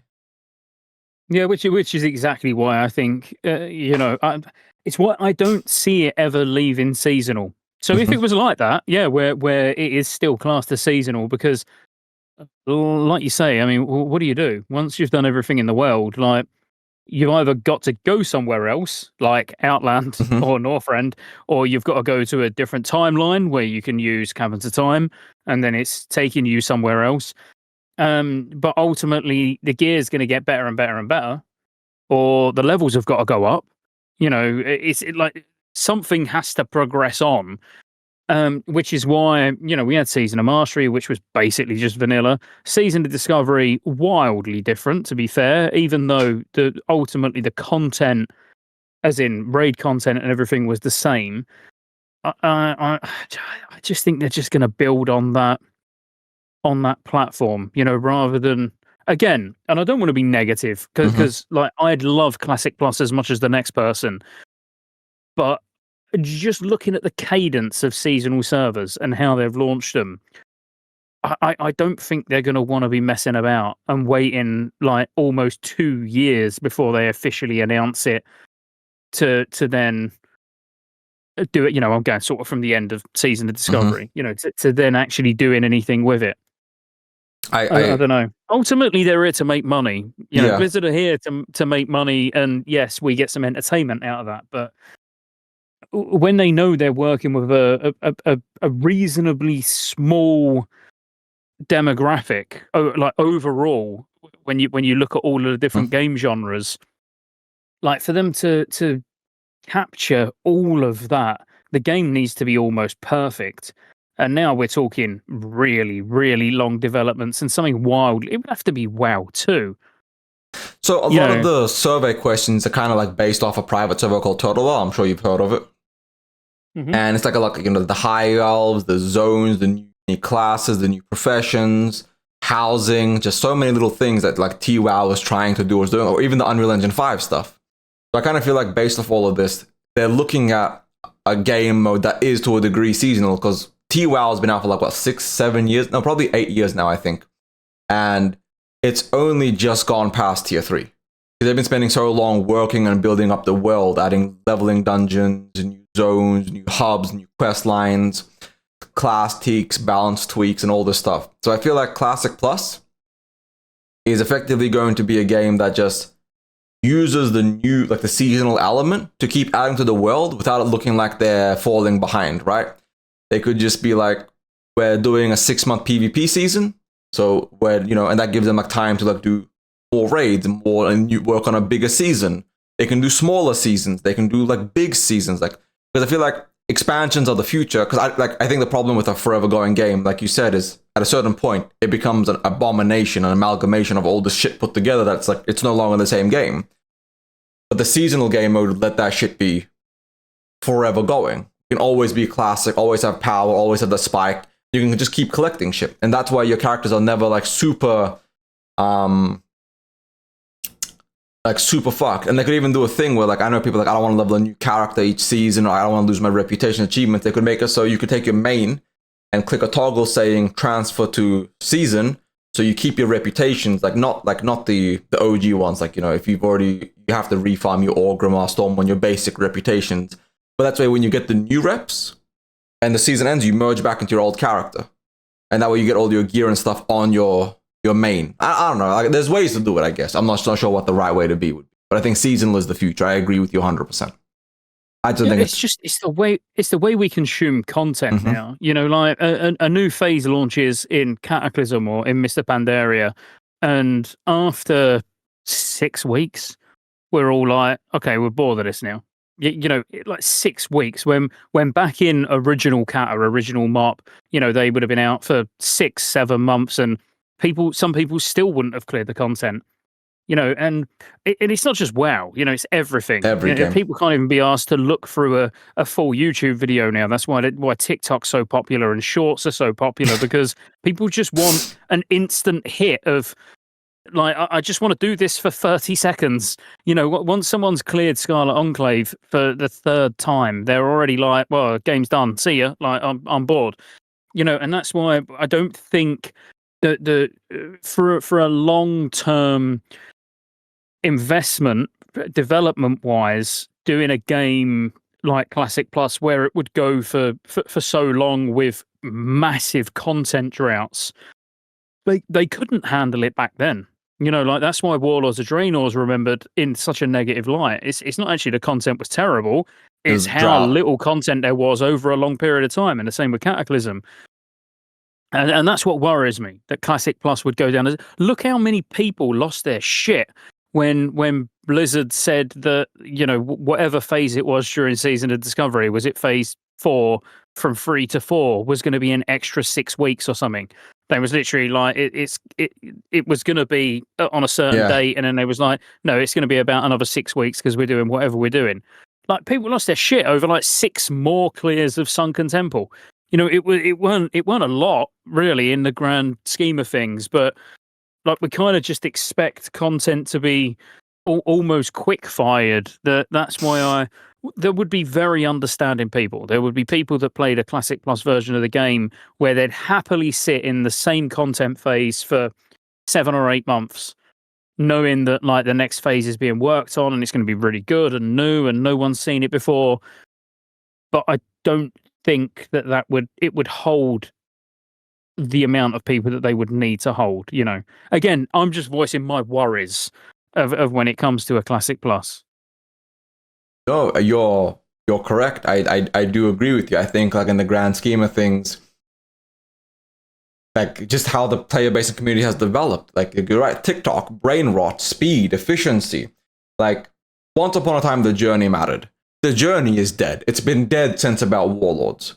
Maybe even Mr. Pandaria, actually. I mean, I could be wrong, but, like, it just depends on when you ask the average person. But the journey's been dead for so long that Classic has to change fundamentally, because nobody gives a fuck about the journey. Classic's endgame was never meant to be raiding. That's all it is right now. It's speed running and passing and efficiency. The world was always meant to be the journey and the ending, and now not one person gives a fuck about the ending. They just want raiding, speed, efficiency, another raid, a new content, new gear. I need my pixels, I need my purples. Like, that dopamine hit is more important than making a journey worth playing for yourself. Yeah, absolutely. Yeah, and it's how Blizzard then adapt with that. And I think that they're already onto it. They're onto it with seasonal servers. I just There's think a lot of people sad that SOD finished. You know, I know loads of people that are like, oh fuck, what am I going to play now? Like, I love SOD. You know, it's all I want to play. I don't want to play MoP. I don't want to go back to Era because it won't feel the same. But you know, everyone knew what they were signing up to ultimately. You know, it was a seasonal server. Everyone should have known just by the title that it was going to end at some point. And I think for a seasonal server, it done really well. I think Blizzard done a great job. You know, I genuinely think that you would tick that off as a big success. If you can get all the way to the end of a season and people are sad that it's ending, that tells you that you've done a good job. True. Not so if they can replicate that but make it better and make it different, and like they can almost do that indefinitely. I kind of think like the classic plus like the first experience should be like like I said, the forever game mode, and it should just be season 0. Where you get to level 60, you do all this stuff, you do your raid, you clear, let's say, the first 4 raids with an extra 4 raid tiers, right? Let's say the first season is 2 years, and they do like 3 months a season. Then the next one is season 1. You make a new character, level to 60, do 3 brand new raids, and for this season, Raid 2 is Molten Core with the Dragon effect. For Season 2, it's AQ40 with the Demon effect. For Season 3, they use Blackwing Lair with, this effect. And they just keep using the old raids for one of the raid tiers to kind of like give themselves some wiggle room. And just constantly reuse content, but add a lot of new content. And that way they can drag these seasons out, add this content, this grind, this progression that's forever going without the power level being up. And now we're doing 2.7 million damage and I'm level 120. Can you imagine? I just had an idea, and this is the first time I thought of it, so bear with me, because it might be a really shit idea when I say it out loud. Let's hear it. But can you imagine if it was like the Call of Duty Prestige system? So when the next season starts, you actually use the same character. You say, yes, I want to Prestige. It takes you back to level 1, but you've got that like on your nameplate or whatever to show that you was 60 in a season. So you could literally play the next season on exactly the same character, but you've started back at level 1 and now you've got to get to 60 again. So now you're like 60 Prestige 1, and then the next season you'd be 60 Prestige 2. Like rather than actually it being a brand new character, you've still got the same character. Maybe that could be where transmog comes in. Where, okay, you can't keep the gear that you was using at level 60, but you could transmog yourself because you're on the same character, or, like some of that shit carries over. I like that a lot. I think the Prestige season is insane because that would essentially just let them be like, yeah, we know you already leveled up all of these professions, all these reputations, but there's new reputations, right? And you want that on your main character. So Prestige your main character. Once you're finished, like, sure, you didn't get all 4 factions to Exalted this time, but you've already got Exalted on them. So once you go back to the Forever Realm, you get all the new reputations, gear, transmog added to your collection, and that character is now Prestige 3'd, Prestige 4'd. You have all those reputations maxed out on that character. Yeah, I think it would add a lot of flavor. I think it would make the game drastically big and like well received, and people would like that. That's just really fucking sick. I think that would be an incredibly popular idea. I just think it's a way that you can do multiple seasons on, because we all get that character attachment. That's exactly why people are sad about SOD ending, because they're like, I've put all this time into this character. Like, if they said, right, the next season will serve as starting, you can keep your SOD character and the stuff that you've done on it, but you've got to level again. And of course you're not going to have gear. Like, you're going to have to get the gear again. The rest of the gear would be purely cosmetic. It's a way that you can keep that character attachment, keep some of the stuff that you've got, but ultimately do the next season as the same player. I think it's an amazing idea. I think there would have to be tweaks and like certain like the considerations by Blizzard to not break the game or like make your character lose shit you've already gotten. Because, like, for example, my wife has been playing for 20 years, and like she did the Hand of Adal, where you had to get both things to Exalted. Mm-hmm. But that achievement, because she stopped playing, I think, in Cataclysm or MoP, and then when she comes back in the Warlord of Legion, like, well, it says that you have it, but our tick doesn't, so we can't give it to you. She's like, what the fuck? I have the shit. Like, we get it, but so it's like I don't want them to break the back end doing that. So if they figure out the technology, I think it would be fucking phenomenal. I think it would be amazing. I think it would because I showing your achievements, showing your collections tab. Like, yeah, so season 1, I went and got the legendary Ashbringer on this character, and on season 2, I went and got the legendary, the Kingslayer, and then season 3, I got the legendary, the Dragoncock, like whatever the items are called, right? Like and then you have the transmog for it because you earned it. Yeah, and it's all on the same character, but yes, you've had to go through the same pain as everybody else when the new season starts because because that's exactly what used to happen in COD. Once you accepted the Prestige, it would double check and say, are you sure you want to go Prestige? You say, yes, it puts you back to level 1.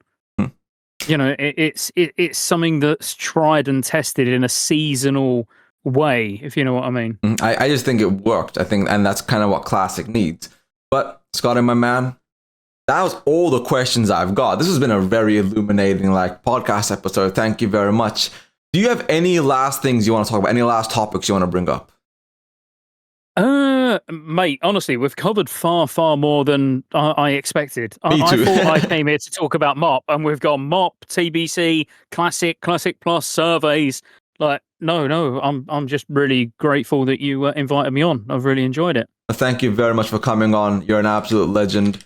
So we are going to end today's episode right here. So I'm going to thank my man ScotteJaye for coming on. He's an absolute legend, been covering Classic for a very long time. He had some very insightful answers. I know it wasn't all Classic answers, but some of the points he had were genuinely really good for Classic and Classic Plus as a whole. So I think the dev should consider opinions of more people than just Classic era Andys. So let everybody know where they can find you, my man. ScotteJaye on YouTube, ScotteJaye on Kick, and ScotteJaye87 on Twitch. So thank you very much, my man. You guys can find me at Ebonheart TV, every single platform. We're going to give a shout out to ScotteJaye. Dude is an absolute goddamn legend. Thank you guys very much for watching this episode, and we'll see you next week with another one. Peace out, everybody. Thanks, guys.